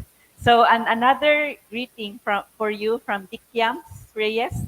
Greetings from Wellington, New Zealand. Shout out to amigo George Neo. George is here. And then daghang salamat sa akong mga lawi-lawi. And then you're the man when it comes to blades, according to Dikyam. So the question is how to preserve these tools. So Randy, would you like to answer that, or would Yes. you? Yes. It's basic. You can use any type of oil. So it's a matter of preference when you use what type of oil that you use. Make sure that you clean the blade after using and dry it before storage. Don't put it back in the scabbard that it's wet, because you're definitely going to have rust issues with it. So just plain water and soap, dry it, and then oil it with whatever oil that your preference is, and then clean it periodically. That's the only key to it. So you have your answer, Wilma. I hope you're happy that your question is answered by Randy. So we would like to ask also regarding, we asked Randy regarding the common blades of Sulu in Mindanao, of Sulu, Lanao, and Maguindanao. Okay, so let me start first with the tausugs or Sulu. The most popular one which is associated with them would be, earlier shown this, the barong. So the barong, by characteristic blade profile, is actually what they would describe a leaf-shaped blade. Others actually would try to emulate a leaf-shaped blade and call it barong, but to Sulu, to the tausugs, a barong can only be called a barong when it comes from the Sulu archipelago area. So what are the parts of the Sulu archipelago area? You're talking about Sulu Island per se, Zamboanga, Basilan, and Tawi-Tawi. So if your blade, your leaf-shaped blade is from that area, most likely you have a legit barong. And commonly, it differs in sizes. I've seen the smallest one to the very long ones in terms of the barong. They're usually, they have ukil carvings. In this case, this is mother of pearl inlay and silver threads. And usually the preference for the hilt will be bunti wood. Not kamagong. They don't use kamagong, but it's usually commonly the desired ones would be the bunti. Another blade associated with the tausugs would be what we call the kalis. There was an earlier question, do we have Damascus blades in the past? If you would look closely, this is a laminated blade. So this is an example actually of those old blades which were created So this one is 𝗨𝘗𝘱. Because of the three waves and a straight, it's usually the profile is called taluseco. And then if we go to Lanao or the Maranao ethnicity, they do also have their unique style of kris. This one is with an ivory handle and a munsala. So this one is a straight kris, which is you're able to differentiate the ethnicity of the blade based on the mouth area. So you identify it through here, but we don't have the time. You can ask me at the display area how it goes. And another major ethnicity would be Magindanaon. So this is an example of a Magindanaon blade. They're usually defined by the chaleco scabbard and a different hilt as well. Other blades from the Bangsamoro, the really popular ones which we associate Lapu-Lapu with, would be the Kampilan, the Moro Kampilan. But there are variants of the Kampilan. You have Lumad Kampilans as well. You have Bagobo, you have Tibuli. This one would be associated to the Bangsamoro. This might most probably be Maranao in origin. And a not so common one which is seen would be the Bangkung. Okay, so that's just some of the blades of the Bangsamoro. So, daghang salamat, Randy. So, we have comments from JP, and he says, tama po, Sir Randy. In Iloilo, we have different types of binangon. Iba po yung laki, haba, at style. Your presentation is very interesting. And Wilma, thanks for your tips on how to preserve the blades. And Kulas Damaso says, good afternoon. And he's live streaming in Medellin. And greetings to my brothers and sisters from Camp Red. More power. So that's from Kulas. So now we would like to ask Randy, the blades now from Luzon, the common blades of Cordillera, Bicol, and Central Luzon. Okay. Let me just start from north going down. Our Cordilleran brothers, or the Igorots, are the only brothers that I know of that actually make traditional na full-tang na blades. So this is an example of that. It's called the pinahig. And the type of hilt constructions that they have is what they call the sinalong or the socket type. So this is actually one full tang blade, which is actually weave. It's not piquet. They call it a different way. The Ifugaos, I think, if I'm not mistaken, call it tuknur, the weave style of doing this. So this is their pinahig that they usually use for utility for kanyao when they slaughter the pigs and carabaos. They also have the double-edged blade, which is called the hinalong. It looks like a gladius. It's double-edged, which is also socket type. And then they have a full tang, which is cast in wood, which is called inipit. A very popular blade of the Cordillerans would be the gamen. So this is very popular among collectors. Other enthusiasts would call it the head axe, but I'm not so sure it's the right term because the practice is no longer. So it's mostly collectors actually that use or sought after the gamen, and usually is defined with the notch. So you hold it like this. Okay, so going down to Central Luzon, you do have the popularity of this one would be from Mahayhay Laguna. It's dahong palay. So the dahong palay is somehow like a leaf as well. So this is the shape of the dahong palay. I already shown you earlier Rizal, Itak Antipolo from Panday Boto. And if we go further south to Bicol, Bicol is popular for the Bicol Ginunting, which doesn't look like the Ginunting. It's more of a clip point blade. And their most popular blade would be a Minasbad. So this is how the Minasbad would look like. This is an old one. and they also have figural deities, which is sometimes a source of confusion with the Panay blades. But if you're exposed to this place, you're able actually to tell the difference between Bicol and Panay. So that's it for Luzon. Okay. Daghang salamat, Randy. We would like to recognize the shout out from Nico Capuyan Jr. from the Now City Division. Of course, watch out for the presentation of the winners or the announcement of winners of our um, virtual extemporaneous speech contest in the Cebu Island, and a few of the contestants come from the Now City. So, so you should watch out for it. In a few minutes after these conversations on traditional blades, we would be announcing already the winners of the extemporaneous speech contest about the celebrating General Arcadio Maximum and the 500 years of Visayan heroism. Now we would like to ask JC, our anthropologist, the anthropology graduate from Xavier University, Ateneo de Cagayan, and then who has also immersed in different cultural communities. We would like to ask him why do the regions have distinct styles in their blades? It has, I believe it has a lot to do with the environment that they are in.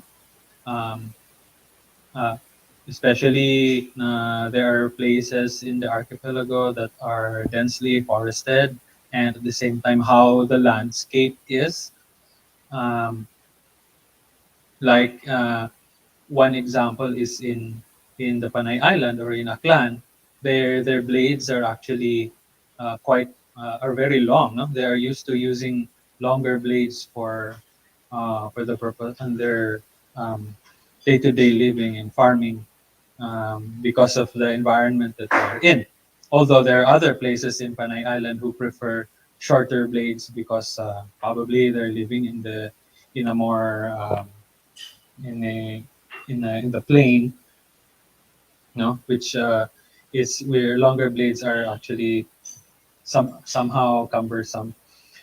And at the same time, in areas like in Bicol, like the Binasbad, there's one variant of the Binasbad in Bicol that is actually a dual purpose. So it has a rounded tip, a rounded or a flattened tip, which is used for agriculture or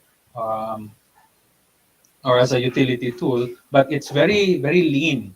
It's very lean, very narrow, and it's very light. So it can be, at the same, it's actually quite functional when it comes to, let's say, sudden attacks, sudden invasion. So you can use it immediately. So while tending the farm, and then you can use it to defend yourself in case of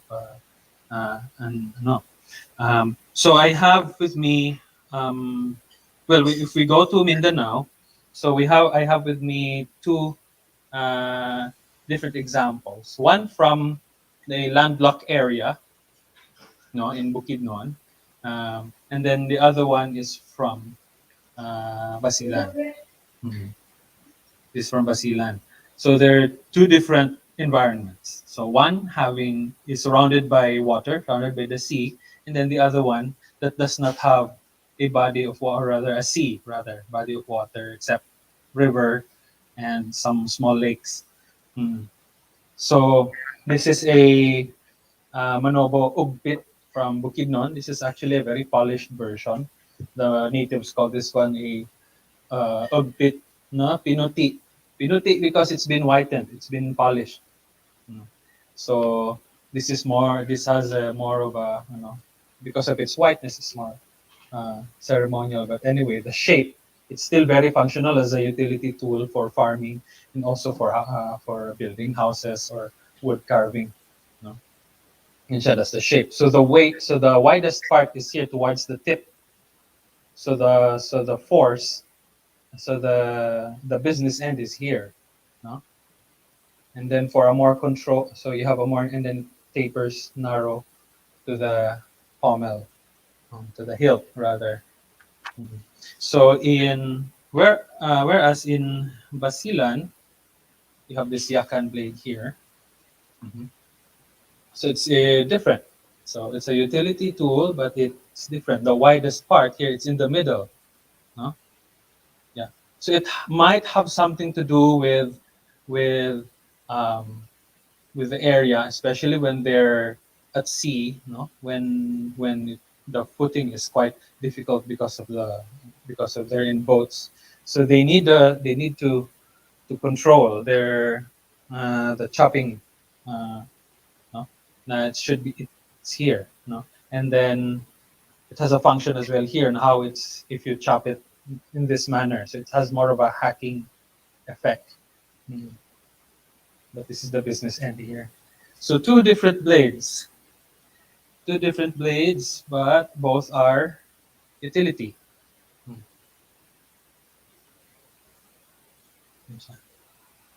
Daghang salamat, JC. So he showed us the different kinds of blades, one from the mountains and one from the sea, from the island. And we would also like to recognize the presence of our representative representing the DepEd Region 7, Dr. Ida Cavantan. Daghang salamat for coming. So is Dr. Ida here, right? So yes, daghang salamat, Dr. Ida. So we're both in red. Daghang salamat. So stay tuned to our students, to the talented students of the extemporaneous speech contest. One of which, Anthony, is commenting in our conversations on traditional blades, according to Anthony. And Anthony is from Saint Scholastica Academy, right? And he says the variety of blades coming from the Visayas was most interesting, but I credit every single one of them. And then Carol says the dahong palay looks very nice. So the dahong palay. So we have also our audience from the National Quincentennial Committee page. We have Vanji Ferrol saying good afternoon from DepEd tayo, District of Santa Cruz in Laguna. And we have also Silva Di Mayuga watching from SDO Laguna. And we have Mayra Fernandez saying, thank you so much, Sir Randy. I learned about the different blades. So daghang salamat. And then we would like to ask also JC regarding the motifs incorporated in the blades. Okay. The most common motifs found in Filipino blades, at the very least, are zoomorphic motifs or animal-like motifs. But there are also some blades that have anthropomorphic, human-like. So one example of a zoomorphic motif, well, it's usually found in the pommel. No? This is again going back to the Manobo blade. This is what we call a binob or mouth-like mouth, like a mouth. No? So this is a generic version. No? So others would make it look like a serpent. Serpent-like or a crocodile motif or a monitor lizard motif or even a horse motif. So it's primarily used as for aesthetic reasons, to make it more pleasing. But well, some others would add mysticism. No?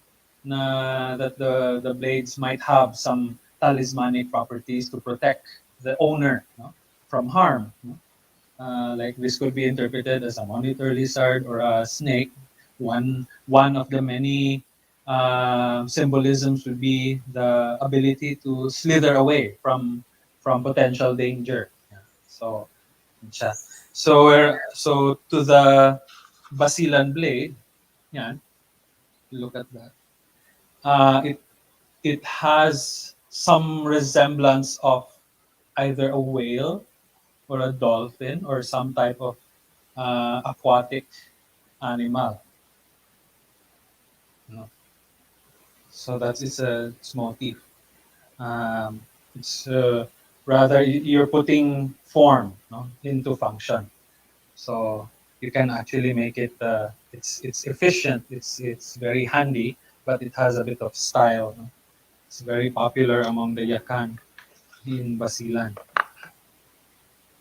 Daghang salamat, JC. So, actually, JC was asking me to ask Randy regarding if he has examples of the human-like motif, because most of the examples of JC were the zoomorphic or the animal-like motif.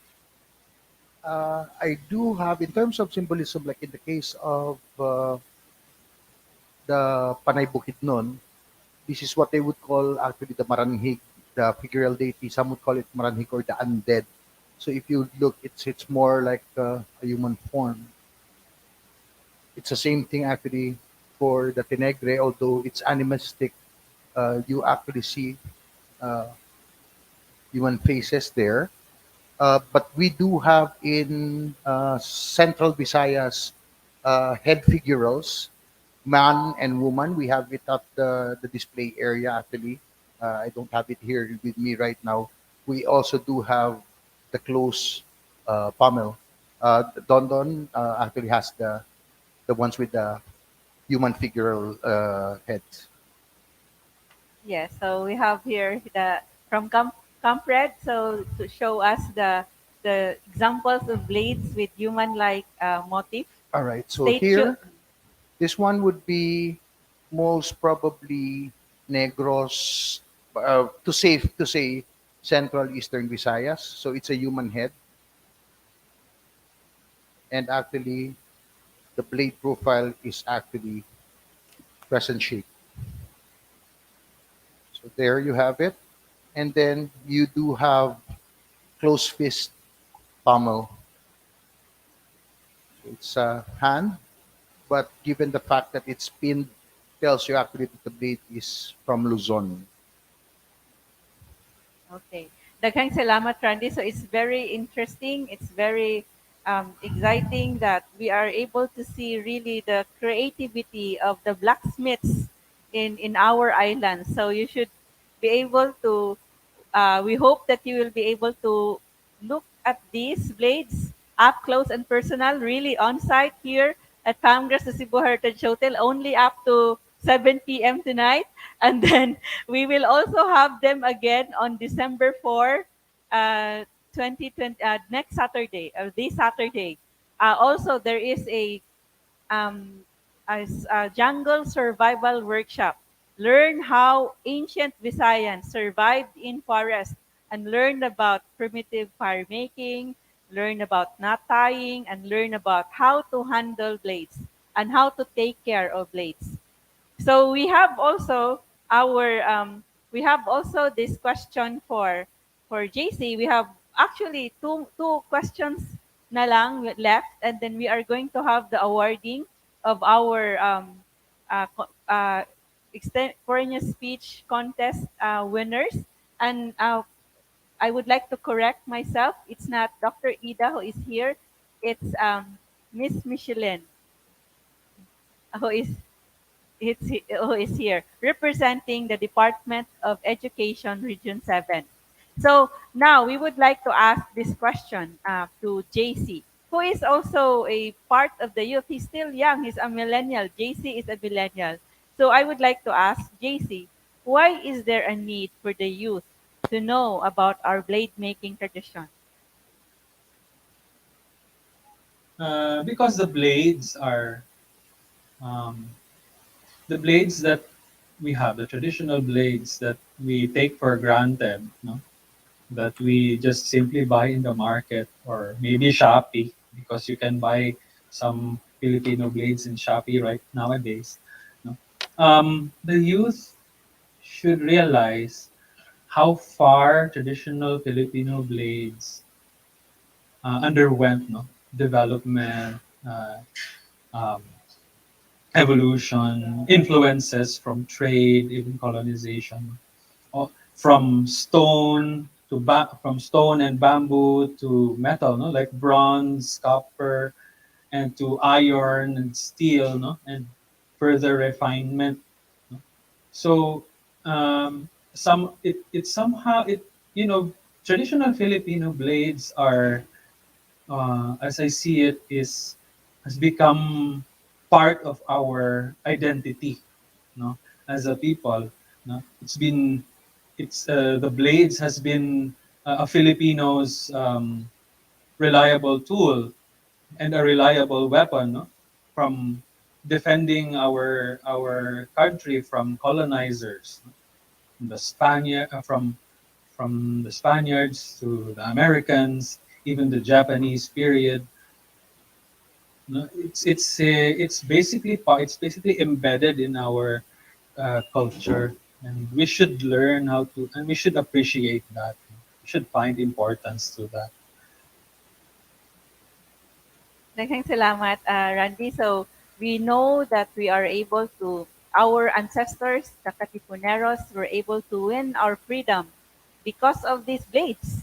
And also, our ancestors survived because of these blades. So they use this for their livelihood, for their and also in their fight for freedom.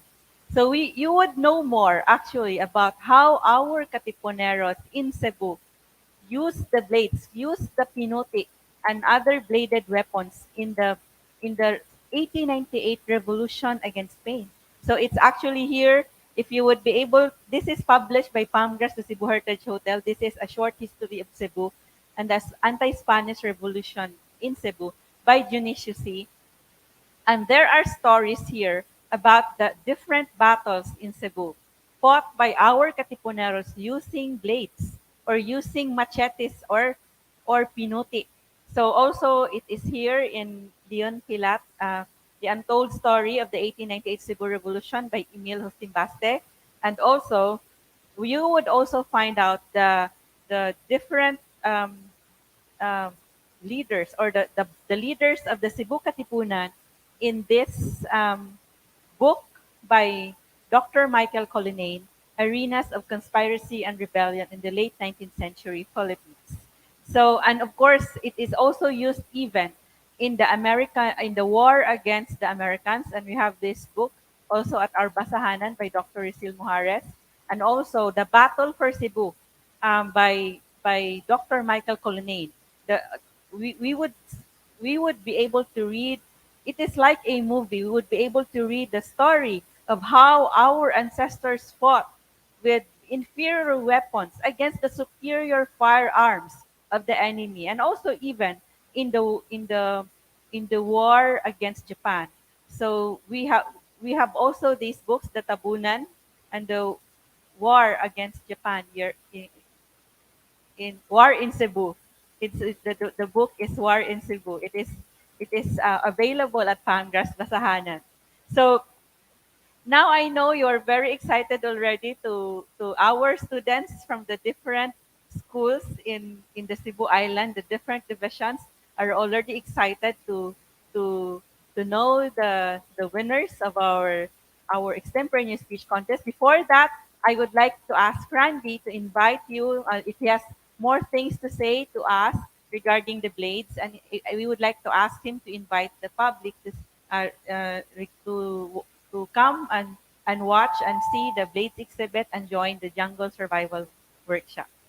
Yes, thank you very much for inviting me, and I'd like to invite everyone to come and visit us here at 𝗵𝗲𝗀 for the small blade exhibit that we're doing. We will be here until 7 p.m. and then we will have a repeat of the blade exhibit on December 4. That's Saturday with Camp Red, Bushcraft, and Survival Guild, who will be demonstrating survival skills, teaching you how to thrive and not just survive. And this is your chance also to see rare blades which actually belong to the private collection of Professor Juan Lim. We'd like to thank the family for sharing the blades with us for others to appreciate. Thank you very much for inviting us. Daghang salamat to our panelist, Randy Salazar, and to JC Salon. Even if he's not here, he is in Cagayan de Oro. He is able to join us in fun conversations regarding our very important items or very important weapons and tools in Cebu history.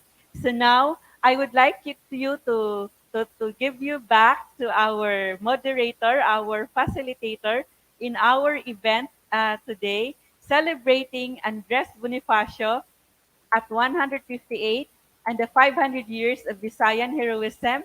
We would be also inviting you all to watch the exciting videos of the top 8 of our contestants today. So now we have with us our facilitator in our event celebrating Andres Bonifacio at 158 and the 500 years of Visayan heroism, DJ Boy Kira. Hello, everybody. Once again, what a wonderful afternoon. Very insightful, and we've learned about the traditional blades. And for the common people like me, probably we would say sundang, di ba? Everything is sundang, or possibly for some, everything is bolo.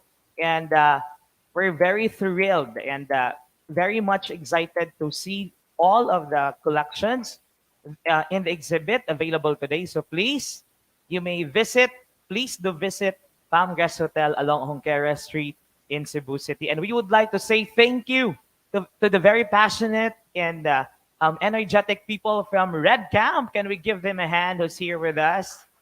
Wow. Woo. And it's a great thing to be able to learn from the very productive panel discussion. And to Sir JC, can we give him a hand? Come on. And also to Sir Randy. Thank you so much. And I would like to acknowledge once again our good friend from the Department of Education, Region 7, Ma'am Michelin Macabani. Can we give her a hand? Thank you for joining us today. Let me say hi to some of our friends watching us via Facebook Live before we announce our lucky winners. I think the students are pretty much excited for this moment to come. Who are the lucky winners of our extemporaneous speech competition? But again, to the 𝗵𝗃 viewers, thank you so much. And to our on-site audience, kahibaw kung gusto mong makadaog. Would you like to receive some gift certificates from 𝗵𝗃? Kinsay ganahan? Wow, pamakiat ba? Once again, welcome to the Manggugubot celebrating the birth anniversary of Gat Andres Bonifacio, and of course, the 500 years of Visayan heroism. But let me say hi first to our Facebook Live viewers. Daghan kayong salamat. I think mga single ning naas Facebook Live. Kidding aside, but would like to say thank you to Michelle Mikabani. I think this is hi, ma'am, and you are tuned in via Facebook Live. Nilo Capuyan Jr. to Carol Bores. Thank you so much, Anthony Cabuenas. Daghan kayong salamat. So please continue to share and like our Facebook page. Share it with your friends, especially to the young generation, so they'll be able to appreciate the traditional blades. So when I go home after this event, I won't say kundang, but I can say more and possibly identify correctly. So again, a big round of applause to our resource speakers. Daghan kaayong salamat. Maraming salamat. And to our viewers via the Quincentennial Committee Facebook page, thank you so much for joining us. At this point in time, let's hear a message from our Regional Director of the Department of Education, Region 7, Dr. Salustiano Jimenez. Check this out.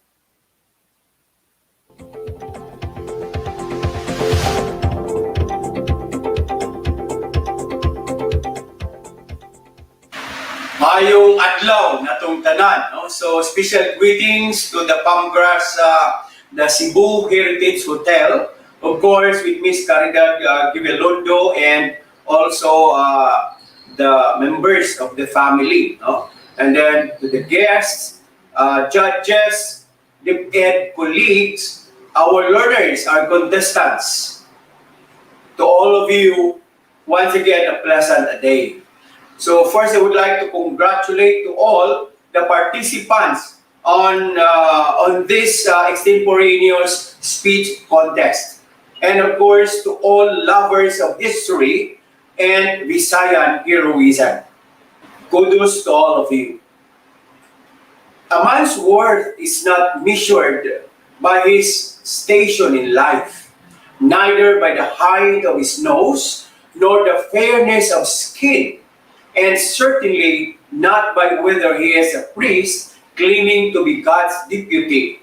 Even if he is a tribesman from the hills and speaks only his tongue, a man has fine perceptions and is loyal to his native land. Andres Bonifacio in Cartilla ng Katipunan. So today, November 30, 2021, we commemorate the 158th birthday of one of the bravest Filipino heroes in history. The known father of Philippine Revolution and the founder of the Katipunan, no less than Andres Bonifacio. So in this remarkable day, let us be reminded of the lessons in life that were exemplified by him.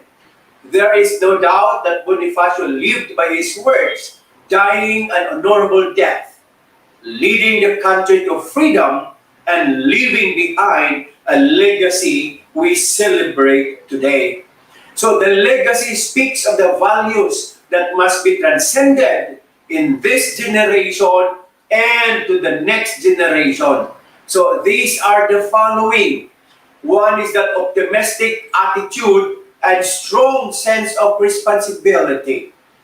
When his parents died when he was 14, Bonifacio began to demonstrate valor and tenacity by raising himself and his 5 siblings. Without any hesitation, he assumed the responsibility of raising his younger siblings. So in order to meet the daily needs of their family, he engaged in making and padding of paper fans and wooden canes.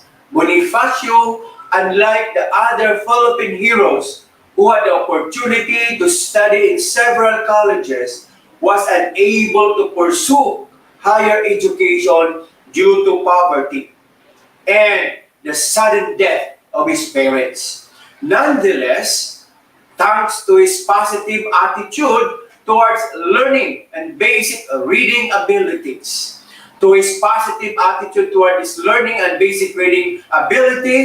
he was able to read and study Dr. Jose Rizal's writings, President's biographies, the famed novel Les Miserables, and other works that sparked his nationalist zeal and led him organize the Katipunan.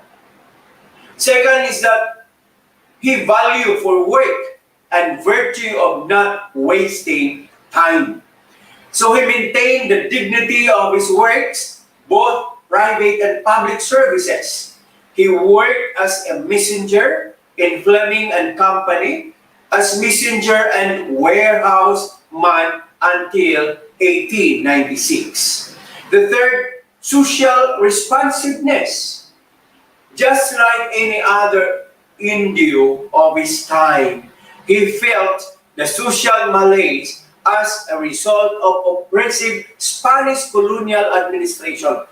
To make fellow Filipinos aware of the real condition of the country, he sold revolutionary leaflets near the UST or University of Santo Tomas. He also joined the La Liga Filipina. Fourth, patriotism and love for his native language. When the Kalayaan, the official organ of the Katipunan, essays written by him such as Ang Dapat Mabatid ng Mga Tagalog and Pag-ibig sa Tinubuang Lupa were included. Bonifacio encouraged the use of the vernacular in the association and opted to write in Tagalog to show patriotism, love for native language. So ang ato yung kaugalingong pinulungan, no? Nindot kay paminawon nga gikan yun sa dughan. Kay musud yun ug monutuhok ngadto sa kinahiladman sa atong kasing-kasing. Ang ikalima, no, or fifth, is humility. Though most of his detractors portray Bonifacio as arrogant, this can be belied by anecdotes involving him and Emilio Jacinto. Initially, Bonifacio wrote the Decalogue that embodied the teachings of the Katipunan, but soon after, Jacinto came up with his mga aral ng Katipunan, to which Bonifacio found to be superior to his own. Thus, he promptly withdrew the Decalogue and ordered the adaptation of Jacinto's work. Such was a humility of a man. Then, 6, ikauno, brave to face the giant. Bonifacio did not sugarcoat the truth from his fellow Filipinos and Katipuneros. His troops were short-handed while bravely facing the mighty monarch of Spain. They could die in the midst of the war, but he reminded them that dying for the people is a legacy to the country and the Filipinos. The fight for independence, however, met a halt when the Katipunan's internal struggle for supremacy produced tension and splits among its members. So in 1897, General Emilio Aguinaldo succeeded Bonifacio as leader of the revolution. However, it is so sad to note that Bonifacio was assassinated on May 10, 1897 at Mount Nagpatong, Maragondon, Cavite, not by the Spaniards, but by the men of faction Magdalub of the Katipunan, which was under the command of General Aguinaldo. Nevertheless, Andres Bonifacio is truly an epitome of bravery and heroism, for he had offered his youth, his talents, his strength, and his life to fight for our country's freedom and independence. My fellow countrymen, our country is littered with heroes who sacrifice themselves in difficult battles and everyday challenges. And it is about time we recognize heroes who selflessly served in their own manner, long before Bonifacio was born, and contributed to the defense of our country. There were already a number of Filipinos who portrayed great valor and heroism. The epic Battle of Mactan, which took place 500 years ago on April 27, 1521, is a key historical event that every Filipino should remember and save from oblivion. The victory of Mactan marks the milestone of Philippine government on the greatest achievement of our ancestors, led by Dato Lapu-Lapu. So this is the first indigenous military action that successfully trampled or crushed out those foreign usurpers, led by Fernando Magellan's 500 years ago. So a gallant achievement that forever be remembered, that we were once a thriving civilization, not to be taken lightly as we are ready to hurdle any danger that tantamount of losing the blessings of being free men and women in this very great nation. So the victory in Mactan boasted our morale of being a Filipino sa isip, sa salita, at sa gawa.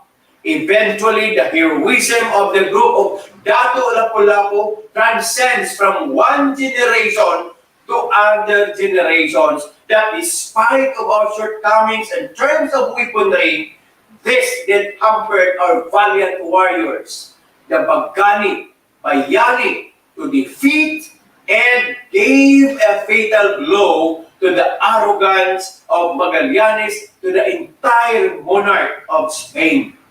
So, ladies and gentlemen, on this day, may I invite the attention of all who are here gathered in this venue, virtual platform or physical, to celebrate on these magnificent commemorations, to follow the virtues of Dato Lapu-Lapu and Andres Bonifacio as leaders who never had betrayed their motherland, nor his men by not taking an allegiance to the Spanish conquistadores, but nobly fought and asserted the right as free men.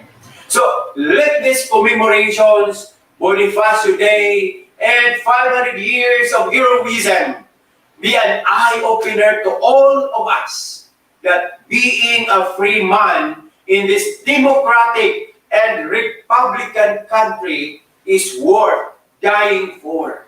And no matter how hard to conquer those odds, there is a need for us to reunite our strength and stand firstly in order to achieve the glory and success of this great Maharlika.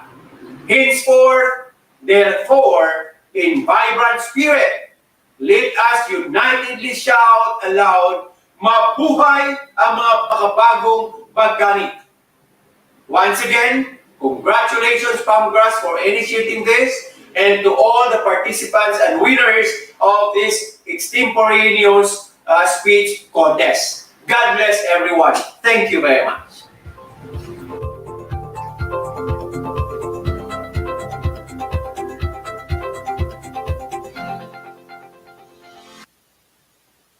That was the Regional Director for DepEd Region 7, Dr. Salustiano Jimenez. Another round of applause from our on-site audience. Thank you so much for joining us today. Indeed, it's unity. We reunite. We remember the bravery, the love for the country of our heroes, especially the Visayan heroes. And now, I'd like to say hi to some of our friends tuned in via Facebook Live. Our friends from Palmgrass Hotel Facebook pages. We have Wilma Joy Kapundag, JP Filbert, Mayra Santos, daghang salamat. Mabuhay ang Pilipinas, according to them. And somebody said, good afternoon, watching from Laguna. Thank you so much, Mary Ann Lavinia. I think you've been here since we started the Facebook Live. Thank you. And to our students from the different schools for this Cebu-wide virtual extemporaneous speech competition. I know you guys and girls are pretty much excited for this one. And I'd like to acknowledge the different participants of our extemporaneous speech competition, which was done virtually. Okay, so now we'll start with our first contestant.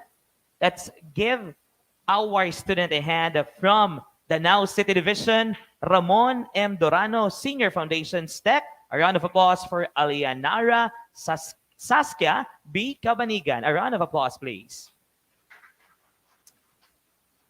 Another contestant from Danao City Division, Rosemont Hills Montessori College, Denver, James Lawas.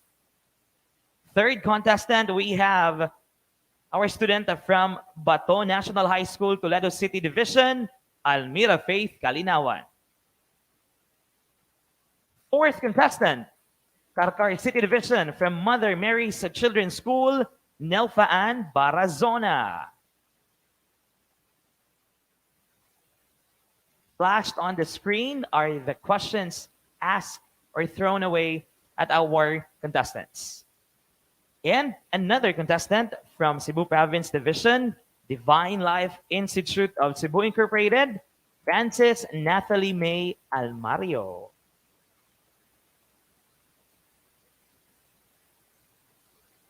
Sixth contestant from Danao City Division, from St. Thomas Learning Center Foundation Incorporated, Alexandra Nina Gakrama.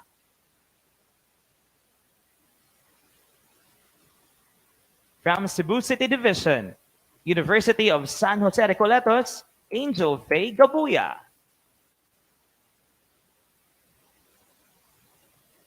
From Naga City Division, Exceed Learning Center, Jera Kisandra Alesna.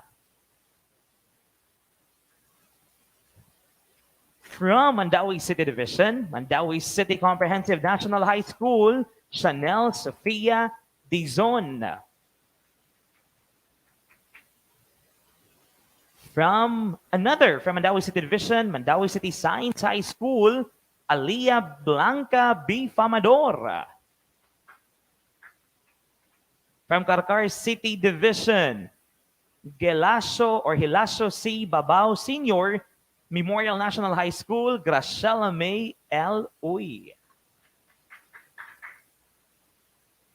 The questions flashed on the screen are the actual questions or topics given to the contestant.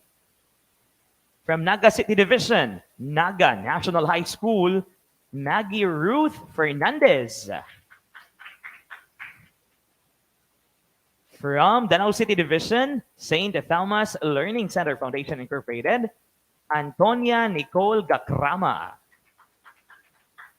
On to our 14th contender. From Cebu Province Division, Consolacion National High School, Bridget Ann Barte. Representing Cebu City Division, from Cebu City Science National High School, Mary Abigail L. Paniares. Another from Cebu City Science National High School, Reliazar E. Fernandez. From Bogos City Division, City of Bogos Science and Arts Academy, Adrian A. Paklipan.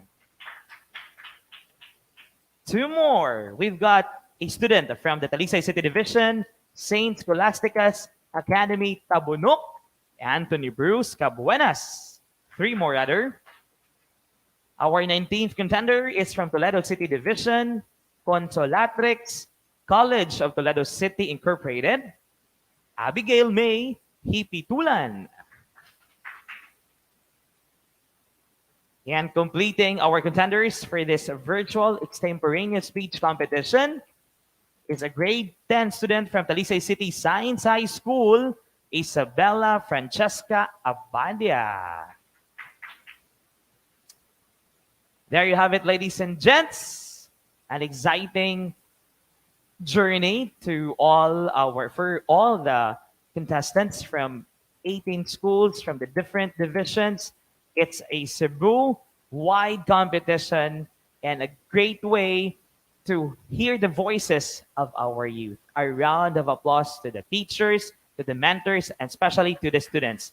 And to help us out in searching for the best speaker, let me introduce to you our board of judges, starting with our UP Cebu Communications Senior Lecturer. A round of applause for Attorney Ayan Manticahon. Heritage architect and former TV newscaster, Architect Melva Rodriguez Hava. We also have the freelance columnist, TV and radio broadcaster, Leo Lastimosa. Director, Cebuano Study Center, Dr. Hope Sabanpan. A round of applause for all the judges. Thank you so much for sparing your precious time with us and helping us search for the best speaker for this virtual extemporaneous speech competition. And before we proceed to the announcement of winners, to our on-site audience, 1, 2, 3, 4, 5. I think majority of our audience are outside enjoying the exhibit for the traditional blades. And we have Sir JC outside to discuss and to answer all the queries from our on-site audience. So I think just enjoy, girls and guys. At this point, to our live audience, and if anybody will not give us the correct answer, then we'll have our virtual audience to also join the first trivia question. So we have 2 questions, and we'll start with the first one, and we'll start from 1, 2, 3, 4, 5 here inside Tres de Abril. Okay, so they'll just have to raise their hand and or proceed to the microphone and give us the correct answer. And for those watching via Facebook Live, via the 𝗫centennial Committee Facebook page, the National 𝗫centennial Committee Facebook page, or via the 𝗵𝗃𝗄𝑠 Hotel Facebook page, you may also answer here, but we're gonna entertain our friends from the audience. We've got 6. Are you girls and guys ready? Come on, make some noise. First question. At stake is a prize from Alima Native Massage, Hilot sa Tiil with Humol sa Tiil, foot soak with ginger and sea salt.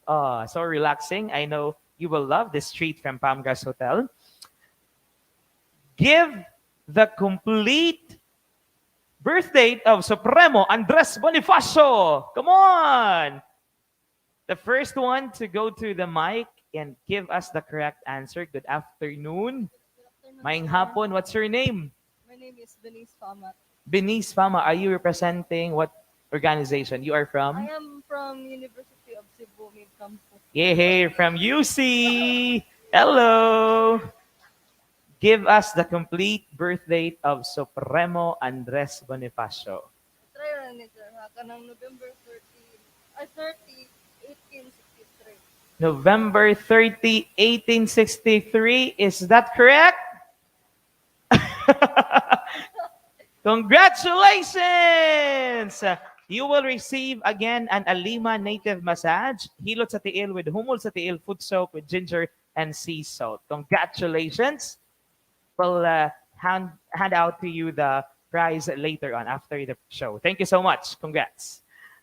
Okay, and for our Facebook Live viewers, let me check the 2 Facebook pages. Ato sa ang kumustaon.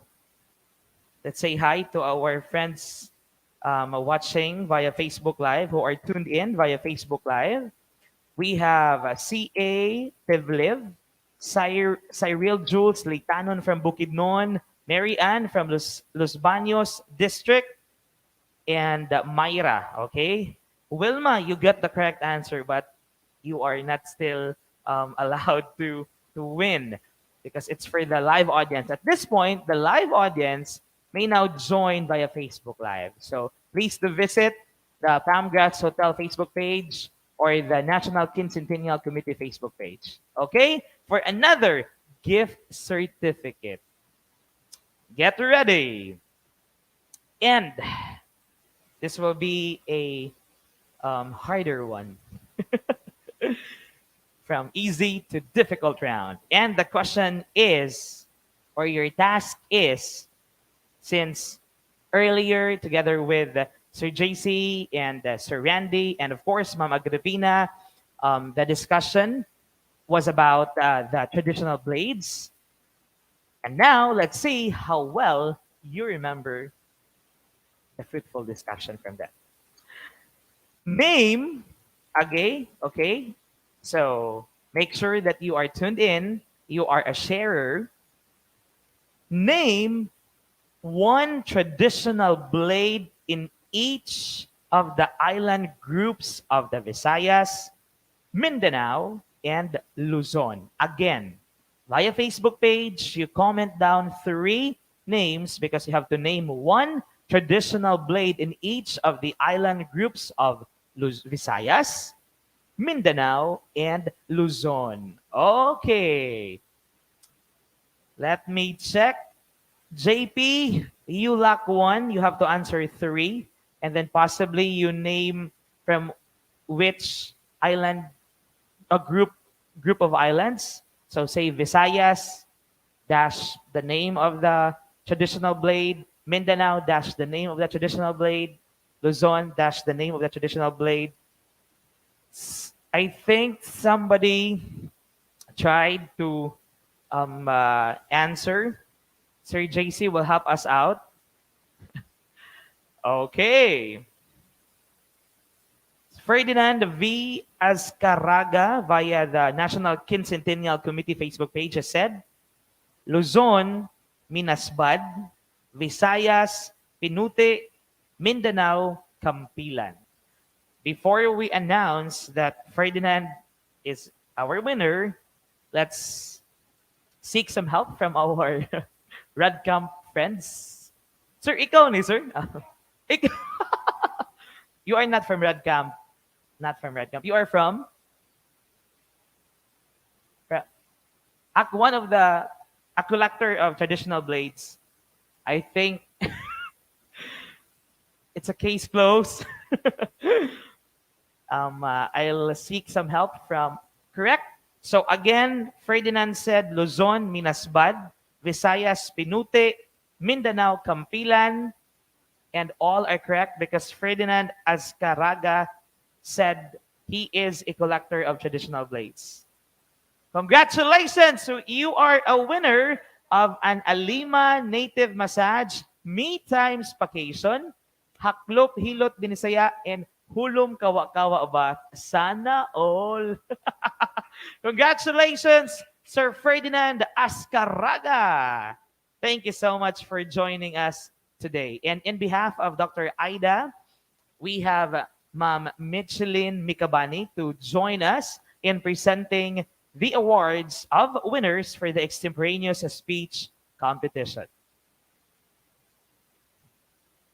We shall start to announce the winner of our Netizens Choice Award. So, to the students, to their families, to the mentors, good luck. And I have with me the official names. Thank you so much, judges, for helping us. Our Netizens Choice Award received 2,900 reactions. And let's show her question or topic. Earlier, we just showed it. Our winner is from Cebu Province Division, representing Consolacion National High School, Bridget Ann Barte. Award to be presented by Miss Michelin Mikabani. Can you please read the plaque, ma'am? Okay. So good afternoon once again. So Netizens Choice Award is given to, give you later, for being the Netizens Choice in Cebu Island-wide virtual extemporaneous speech contest with the theme celebrating Cebu herogen, maximum, and the 500 years of Cebuano heroism, given this 30th day of November 2021 at Palmgrass, the Cebu Heritage Hotel, Cebu City. Congratulations to Bridget Ann Barte. Congratulations to our Netizens Choice awardee, Bridget Ann Barte. Bridget, if you are with us via Facebook Live or any of the mentors, colleagues, or classmates of Bridget Ann Barte, please let her know that she won the Netizens Choice Award. Congratulations! And now, we'll be announcing our consolation prize winners. So, focus yourselves on the video screen because we'll reveal the answers of our lucky consolation prize winners. I think it's ready. Reveal.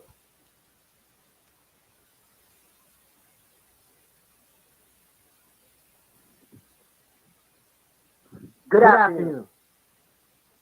Now, from what I believe, no. A person does not need to be killed in battle or war in order to be a hero. Because for me, death does not define heroism. Now, there are certain qualities a lot more simple, and they don't include death in order to become a hero. Much more so in modern day hero. First of all, we start with audacity, inspiration, that courage to strive, move on, fight all the battles in front of you. Second, there is tambayayong. In a simple sense, we can call this bayanihan, the ability to help those around us while also helping ourselves. Third is what we call pagpanikamot, or should I say initiative. It's the initiative to persevere on all the challenges that you face. It's to go past what you're expected of. It's to last at least a minute longer. In every single case that you find to be dangerous or negative. Now, I ask you this. What does heroism mean? In a simple sense, heroism is known for the sincerity of our hearts, the fortitude of our spirits, and the ability to love, all of which combine to create something phenomenal.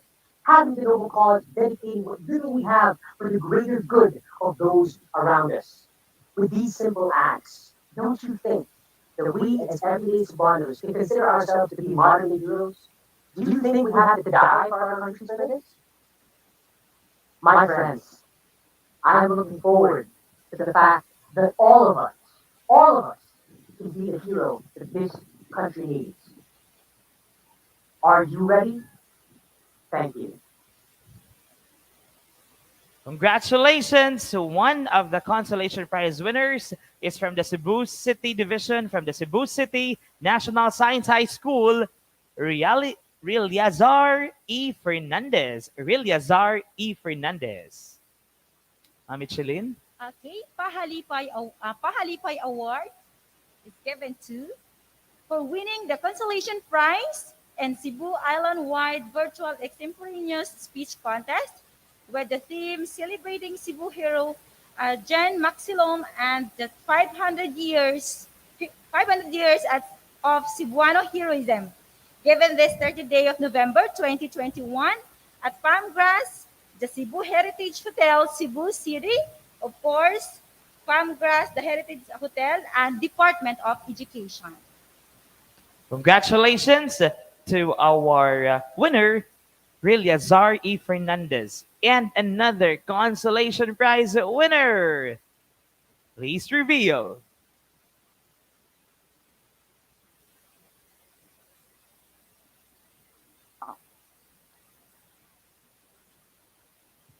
Citizens' only responsibility is to strive for the betterment of his own country. It is a question that leaves us people to ask, to reflect, and to ponder within ourselves. How can we do this? Well, one way that we can execute this is very simple, but it is essential in order for us to become heroes. It is by simply abiding and following health protocols in order to protect others and our own personal safety. Another one can be through helping frontliners and others in need who are in need of service, help, and support in these trying times. There may be many other options that we can introduce to people today. However, it is no use without the true, genuine intention of the masses, us Cebuanos in this country. I ask you all today, are you willing to take these steps in order to become the heroes that our country needs in the middle of this COVID-19 pandemic? The choice is up to you. That would be all. Thank you. Congratulations to our grade 10 student from Talisay City Science High School, Isabella Francesca Abadia. A round of applause, please. Okay, again, congratulations to Isabella Francesca Abadia from Talisay City Science High School, a grade 10 student. And another consolation prize winner. I think our students are ready. The contestants are ready. Video, please reveal.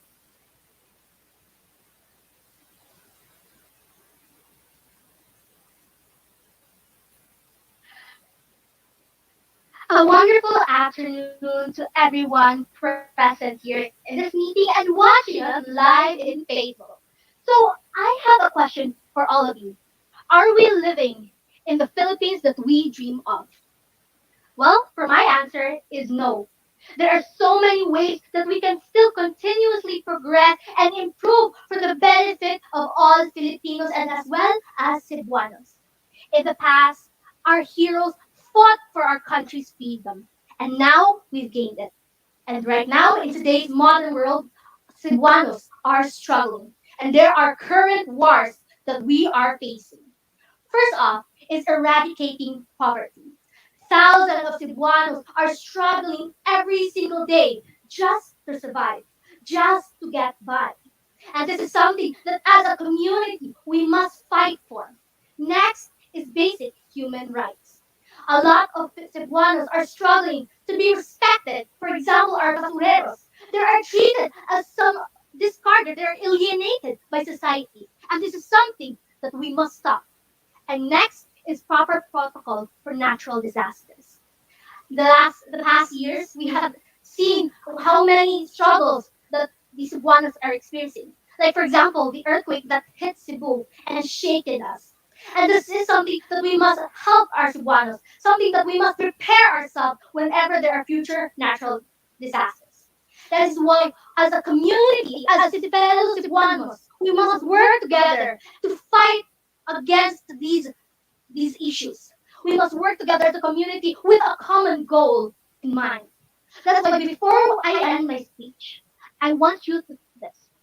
What can I do to help turn the tide in today's war into the side of the Filipinos?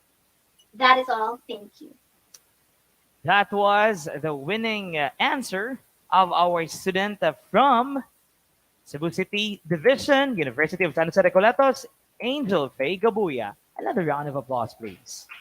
Okay, again, congratulations to 𝗙𝗪𝗱𝗂𝗂𝗂𝗂 from University of San Jose Recoletos, Division of Cebu City. Congratulations! Thank you, Ma'am Michelin. Another winner for the consolation prize. And let us now see who's that lucky contestant.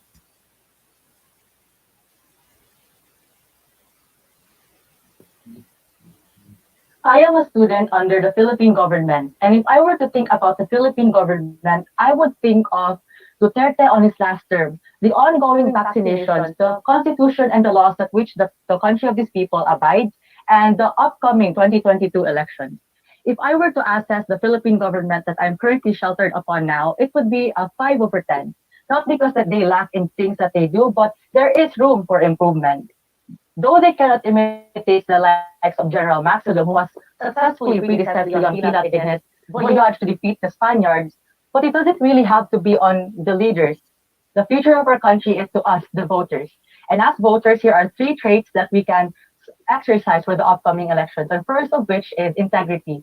An honest voter doesn't have to vote for this leader because his official gave them money. No, this voter should vote for the government official whom they think can help solve the country honestly.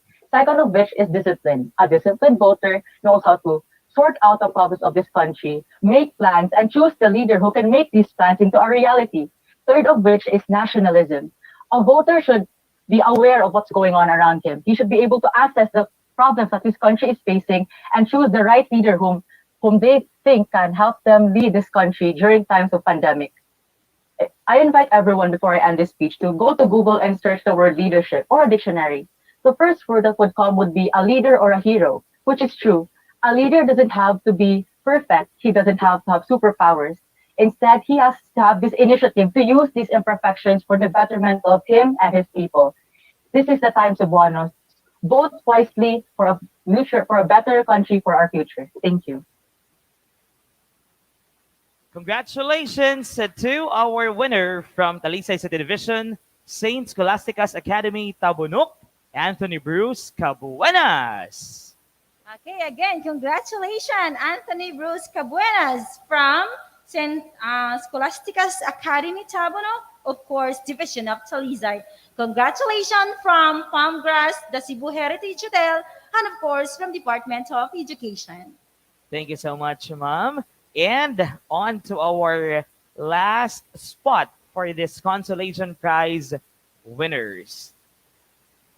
And that lucky winner will be revealed.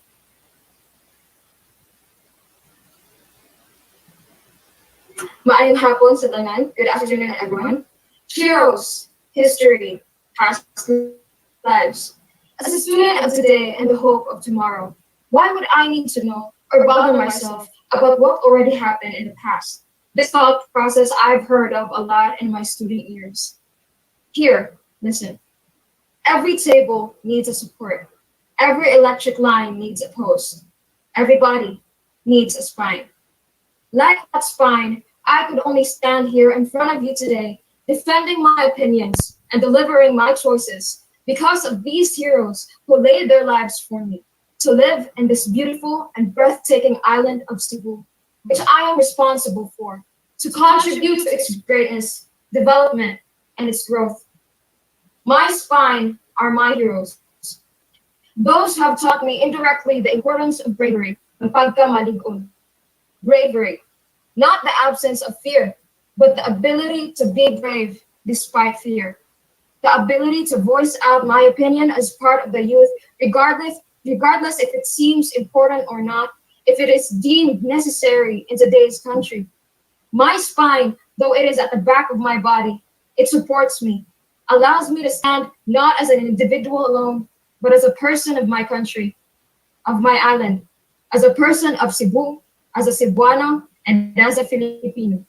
To know about my heroes is to introduce myself not only as an individual of today, but as hope of tomorrow, strengthened by the heroes who paved the way for me, for us. Therefore, I introduce with pride, I am Abigail May Hipitulan, full-fledged Cebuano for 18 young years, here because of my heroes, standing in the name of my heroes, and continuing to go on to become a hero of my land. Thank you. Salamat. Congratulations. That was our contestant from Toledo City Division, Consolatrix College of Toledo City Incorporated, Abigail May Hipitulan. Again, congratulations to Abigail May Hipitulan from a division of Toledo City, Consolatrix College of Toledo City. Of course, from 𝗵𝗃𝗃, the Cebu Heritage Hotel, and Department of Education. Whew. Down to the major awards. 3 spots and the most coveted title, and to be the grand winner of our virtual extemporaneous speech competition brought to us by 𝗵𝗃𝗃 Hotel and the Department of Education and all our partners. A round of applause to 𝗵𝗃𝗃 Hotel, to the DepEd Cebu division, the different divisions in DepEd Region 7, and of course to all the other partners. Daghan kaayong salamat ninyong tanan, and to the students, congratulations. Our third prize winner is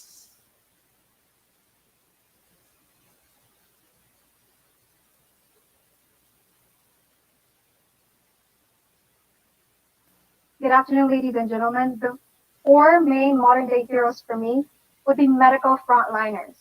They put their health at risk just to help the world heal from this pandemic. Second would be farmers. Because of them, we have adequate food or even more in front of our tables. Third, garbage collectors. They help to keep our environment safe, and they keep us safe in order to live in an environment which is healthier and cleaner. Fourth would be the teachers. Even though this year and for the last year, they were not in the usual learning setup anymore, but they still continue to teach and nurture the lives of their students. They may come from different fields, but all in all, they are people of instinct. They do not think twice in helping other people. Second, they're extraordinary. They put other people they put other people first even before themselves. Third, they're compassionate. They do not only look at other people with pity, but they also know how to act. They know how to lend a helping hand. Last and most importantly, they fight for the greater good of all. They do not only think of what they can do for themselves, but also for our nation. So, to end my speech, I would like to tell everybody that we can be leaders in our own way. Me and you can offer something so meaningful for ourselves, for our future, and for the nation. So that the 500 years of Cebu heroism that we are celebrating today can still last up until for another 100 years or even another 500 years. Thank you. That would be the end of my speech. Congratulations to our winner, 𝗏𝗏 City Division from Mother Mary's Children's School, 𝗓𝗏 Barazona. Okay, ikatulong gante awarded to 𝗓𝗏 Barazona for winning the third place in the Cebu Island-wide virtual extemporaneous speech contest with the theme Celebrating Cebu Herogen Maximum and the 500 years of Cebuano heroism, given this 30th day of November 2021 at Palmgrass, the Cebu Heritage Hotel, Cebu City, and of course, thank you from Palmgrass, the Cebu Heritage Hotel, and of course, the Department of Education. Congratulations! Congratulations once again to our third prize winner. 2 more names I shall call. And let's see from what division, from what school. Whew, I think the students, the mentors, the teachers are ready. So please comment down if you are watching via the Palmgrass Hotel Facebook page or via the National Quincentennial Committee Facebook page. Please let us know who's your bet for this year's virtual extemporaneous speech contest. We have Josbel Berador. We have Maria Jamika Pabuaya. Good afternoon to all of you. C.A. Tivliv, daghan kay salamat. And to our loyal Facebook Live viewers, thank you. And to our loyal on-site audience, can we give ourselves a round of applause? Woo! And now, the second prize winner. The second prize winner, and his or her winning answer is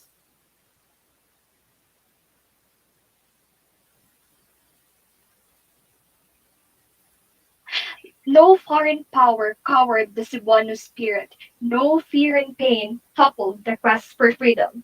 History says it all. On April 27, 1521, there dawned the legend of a true native hero Cebuanos are proud of, the Dato of Mactan Island, Lapu-Lapu. Brandishing his mighty native axe, Lapu-Lapu is the first country's hero to resist the imperial Spanish colonization. Together with his warriors, the Cebuano defender fought against Ferdinand Magellan and the native allies, Rahahumabon and Dato Zula. Certainly, this gave the foreign invaders an idea that Cebuanos are no cowards when we battle for our freedom.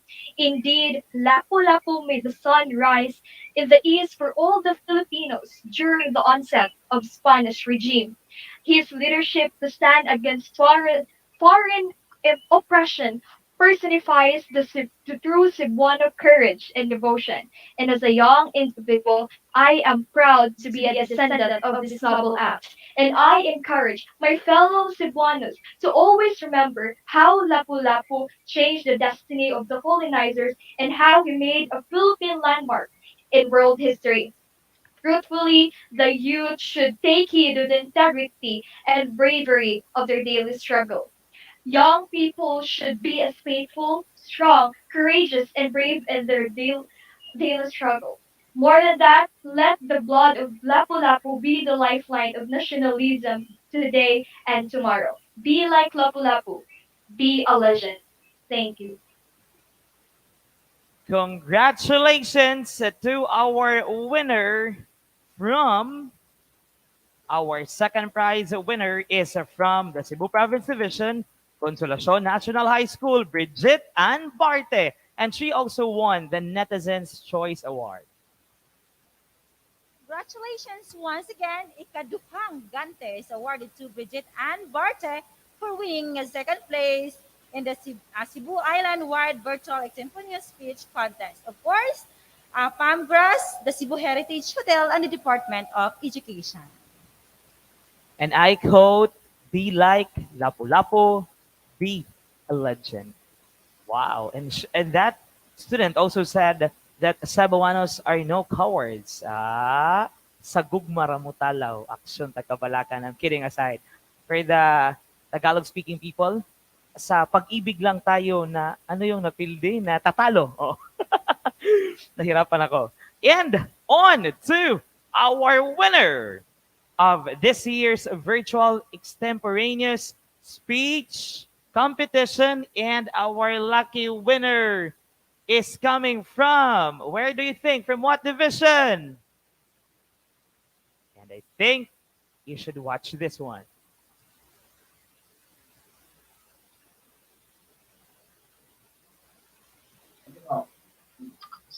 A person that I know who is as brave and selfless as our Cebuano heroes, Lapu-Lapu and General Maximum, is the face of Aling Mena, our Silingan.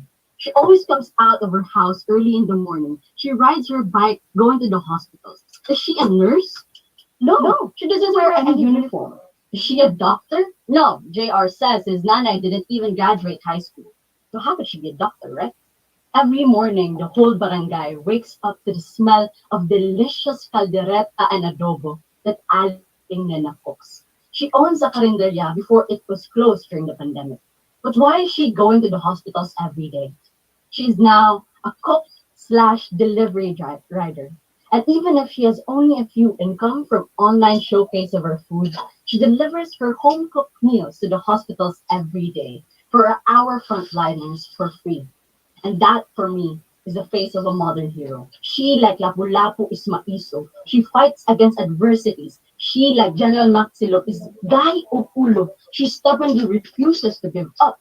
She, just like both heroes, are mahigugmaon. She loves her people, her family. That is what makes a hero a hero. Modern heroes today do not carry a kampilan like Lapu-Lapu, guns and bolos like the Katipunan. What the modern heroes carry is their heart for service. That will be all. There you have it, ladies and gents. And we quote that the modern hero has a heart to serve. That was the winning piece, the winning answer of our grand champion for this year's virtual extemporaneous speech competition from Cebu City Division, Cebu City National Science High School, Mary Abigail L. Pañares. Congratulations! Okay, congratulations once again. Unang Gante awarded to Mary Abigail L. Pañares for winning the first place in Cebu Island-wide virtual extemporaneous speech contest. Of course, from PAMGRAS, the Heritage Hotel, and the Department of Education. Congratulations! Congratulations! I love the energy. Thank you so much, Ma'am Michelin Mikabani from the DepEd Region 7, and also to Miss Agripina. And there you go. Thank you so much, ladies. Pakpakan sa nato sila. Congratulations, Zaldi Jimenez. Thank you for watching. Congratulations, Maria Janica Pabua. Here a message from Miss A. So, daghang salamat. So, we facilitated the extemporaneous speech contest with our judges here on site. And all our judges, Attorney Ian Manticahon of the University of the Philippines Cebu Communication Department, and also Architect Melba Haba, who was formerly the newscaster of the English newscast of GMA7. And also we had also Leo Lastimosa, a TV and radio broadcaster. And also we have also the director of the Cebuano Study Center, Dr. Hope Sabanpanyu. And they all said that they really admire the students. Congratulations to the Department of Education Region 7, to all the teachers and to the teachers and to the students and to the family who supported these students. And then so our judges said that we have so much hope in our country because of these beautiful insights and these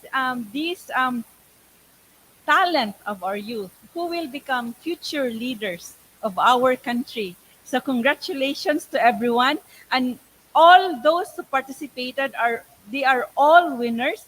They were able to talk about these questions with just hearing them, knowing the question just 6 minutes before they were able to deliver the speeches.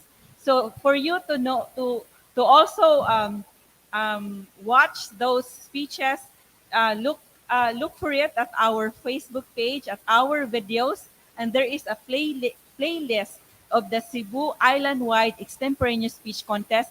Everyone has beautiful, great insights, and they are all talented. But these top 8 are the ones who were voted by the judges. And congratulations also to the winner of the Netizens' Choice Award. Daghang salamat. Daghang salamat, Miss A. All the winners will be receiving certificates and certificates of participation in the top 8, certificates of recognition, and our third, the second, and the grand champion will receive a plaque and, of course, gift certificates from 𝗵𝗃 Hotel. Can we give our sponsors a round of applause? Thank you so much, Department of Education, Region 7, represented by Ms. Michelin Mikabani. Daghang kayong salamat. And to Ms. A for 𝗵𝗃 Hotel. At this point, we would like to invite all our viewers via Facebook Live, 𝗵𝗃's Facebook page, and to our on-site audience for the ongoing. Please visit the exhibit outside for the traditional blades exhibit. I will enjoy after the show. And another exhibit will commence on December 4. So after today, November 30, another traditional blades exhibit will happen on December 4. Another thing, we are also inviting you to join the Jungle Survival Workshop, which will happen also on December 4. So we'll be inviting some speakers to talk about jungle survival. And please do visit the Facebook page of 𝗵𝗃 Hotel for info and for queries also, for your queries. On December 18, the Stories Through the Centuries Theater Arts in the Visayas. So the first play by the Teatro Junquera, you'll be able to understand, to listen to the stories behind it. So please do check our Facebook page, same page, 𝗵𝗃 Cebu, Cebu's Heritage Hotel. And on December 29, Pasko sa Kagawasan, the celebration of Pasko sa Kagawasan, victory of Cebu, and revolution against the Spaniards. So hopefully you will check those dates. That's December 4, December 18, and December 29. Today is November 30. We celebrate the 158th birth anniversary of Gat Andres Bonifacio. And also today, we've got 25 days to go before Christmas. Can we say Malipayong Pasko to the person beside us, in front of us? Can we nod and say Malipayong Pasko, Malipayong Pasko, Merry Christmas? Pwedeng manaygon dihan na pita. And to our Facebook Live viewers, Daniel Nino Paklihan II said, daghang salamat 𝗵𝗃, the Cebu Heritage Hotel. Og see you again for the next event. And I would like also to congratulate the winners of the Cebu Island-wide Extemporaneous Speech Contest. JP Philbert said, congratulations to the winners. Zaldi Jimenez, daghan kaayong salamat. And we would like to thank our partners, Department of Education, Region 7, National Historical and Cultural or NHCP, and the National Quincentennial Committee. Again, to all our partners, a round of applause. Daghan kayong salamat. to everybody with us in this celebration, in celebrating the birthday of Andres Bonifacio. Again, first, Pamgas Hotel, the Cebu Heritage Hotel, can we give them our warmest applause? The Department of Education Region 7, the National Historical Commission of the Philippines, or NHCP, the National Quincentennial Committee, the Camp Red Bushcraft and Survival Guild, Museo Sugbo, Central Visayas Association of Museums, SOAN 2020, and the Yandi Heritage Center. Can we give everybody a round of applause? Come on! Manggugubot, celebrating the birthday of Gat Andres Bonifacio and the 500 years of Visayan heroism. Can we all say it together? Because we really love the lines from our students, especially when one of the winners said that be like Lapu-Lapu, be a legend. We can also say be like Andres Bonifacio and be a legend. Together, go!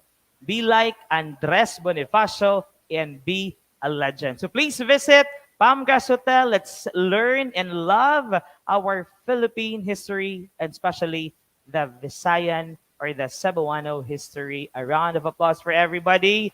So, we are about to close this chapter of our life this year, especially that tomorrow we're gonna welcome another chapter of our life in the midst of a pandemic. And we hope and pray that everybody is safe and everybody is healthy, especially to our Pamgas staff. Hopefully everybody will be himsog. And to Miss A, thank you so much. To our Facebook Live viewers, daghang salamat. This has been your host, and DJ Boyki from 93.9 IFM Cebu. Tomorrow, I'll be sharing this experience at 4 o'clock in the morning and 7 o'clock in the morning. So please tune in. God bless everybody, and see you next time. God bless.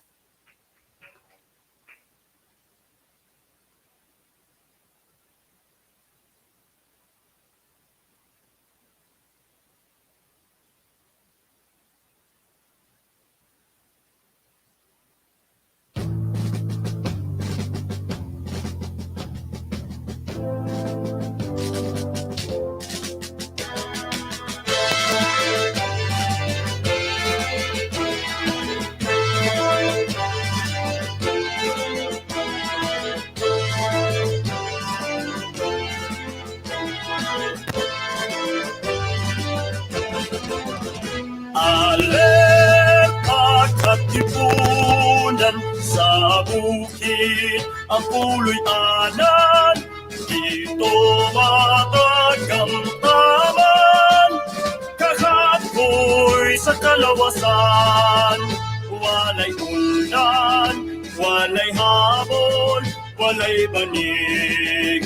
Pagkatulog, giunlan pa ang sundan, abanseng makalilisan. Alerta katipunan, ang tuson, ang kalisdanan. Dugangan nato ang kaisog, bisag mamatay pa sa panggubatan. Tumong natong idusok, nasutupson, pugupayon, dali na kita magkikisok, abanseng makalilisan.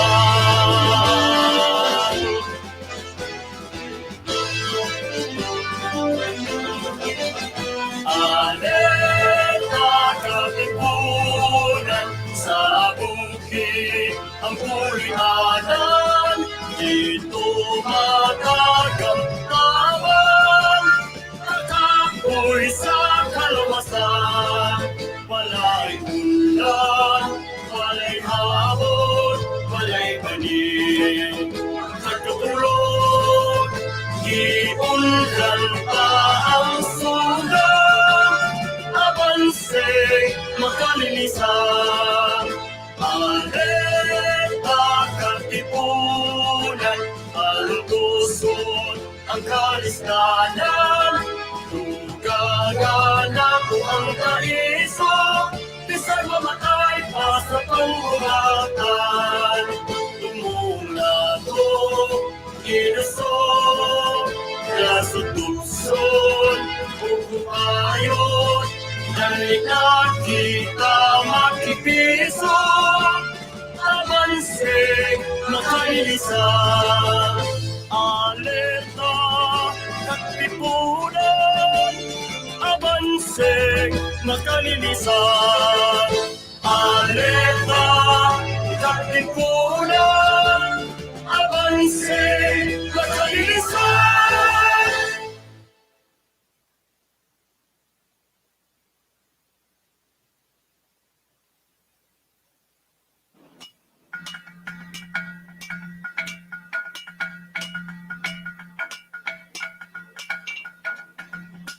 Ako si 𝗕𝗚𝗱𝗆 niya, akong trabaho kay blacksmith, under sundang.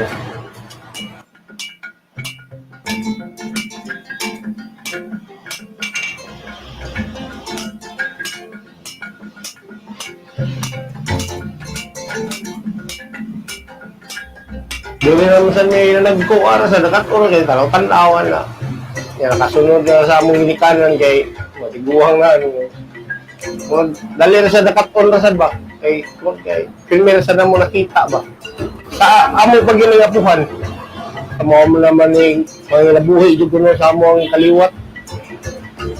Ang among materialis kasagaran kada mga asiro ba? Kaya ng lip spring kaning mga mulyi ba? Kaya uling among gamit. Kalang ang amo pag yung style sa mong pamanday kay namoy pamanday karon murag kuan na kay advance na kay ba among kuan kana ginaraan pa kita mong gamit ba. Kabagaho na uling among gamit.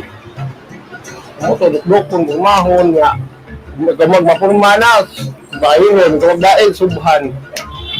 Amo na subhan ni Arden ba sa DepEd ba.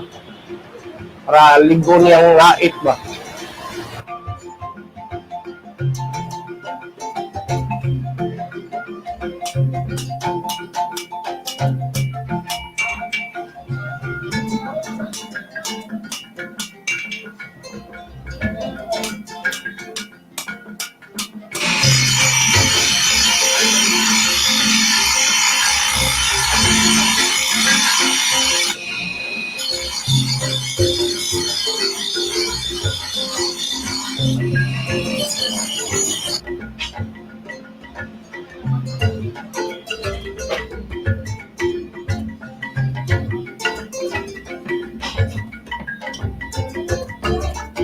Kapoy pero kumanda da ka dili naman kanang makuara pero kapoy Japon.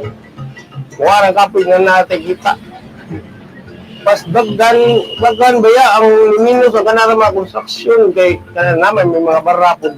Kay kasagaran ng imong tanar mga ginanglanon mga tao hundang mga barra naman. Yun na mga construction kasagaran sa mga butcher's knife taga-carbon kapasli kaya pahiwa isda mo na ay mugbara, palit-bara, palit-pala sagaran ka na mga ulingay may kusog kayong mamalit mga halos ka nga no bisat pagkana ka yung mga doktor waring na po rin ipalit o grass cutter kaya silang mga guna, mga silyo nari, tanan so kinahanglanos ba mo man ako permit buon dahil kasi ikaw bang i-display ko ng balay ang balitan na may uban nga ilang no protection kano para nako ang uban nila para panghawan kana mong hawan kag kanang sagbot ba kung sa kana gigamit ang birote para panghawan ganyan ya ano na pero sa tinulay gid sa karaan gid nga kuan kanang tinuti mo na say gitawag og kanang muli armas ba ni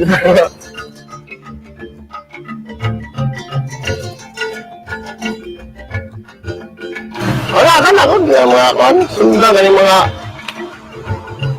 mga tiyanon nga sundang may tiyan nga sundang ala ba straight lang kasi kadaghan ng sundang ingan ra sa kadabang manggamit ay para nay oy Guadalupe sa karaan ba Guadalupe nga sundang ang kana siya wala si tiyan straight ra siya ang tiyan pero talinis siya para sa isda ang tawag nila pinasil ngana ba ngana nga sundang mo na hitaw pinasil Oh, nasa isang gut nga itawag nila inayawan, kay kanang inayawan daghan man kay ng kabayo da sa una.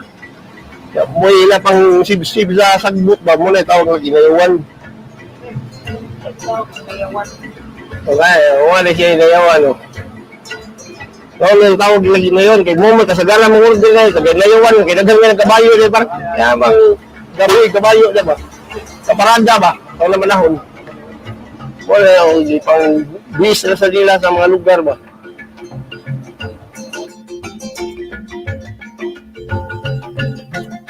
Sabi ako yung anak lima ko buklaki, gagmay pa niya, amot, naging sa kayo musunod. Ako dito, mamang kung mag-iping nga musunod ko, ano, gibe, eskwila niya, karoon, naging niyo umali, gibe radyo ko, ano, doon yung tabuha ba mo? Bot, mabanday yun.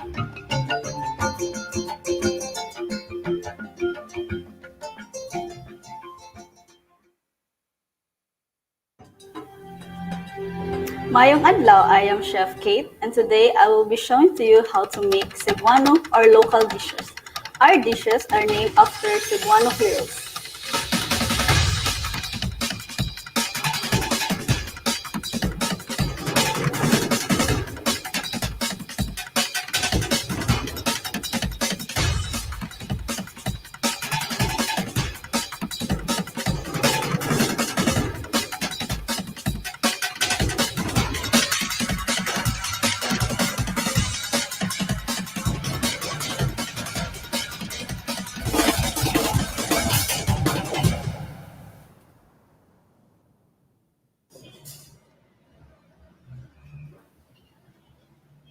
It's very good. It's nice. Yes, yes. It's soft. It's tender. There's sweetness to it. Mm-hmm.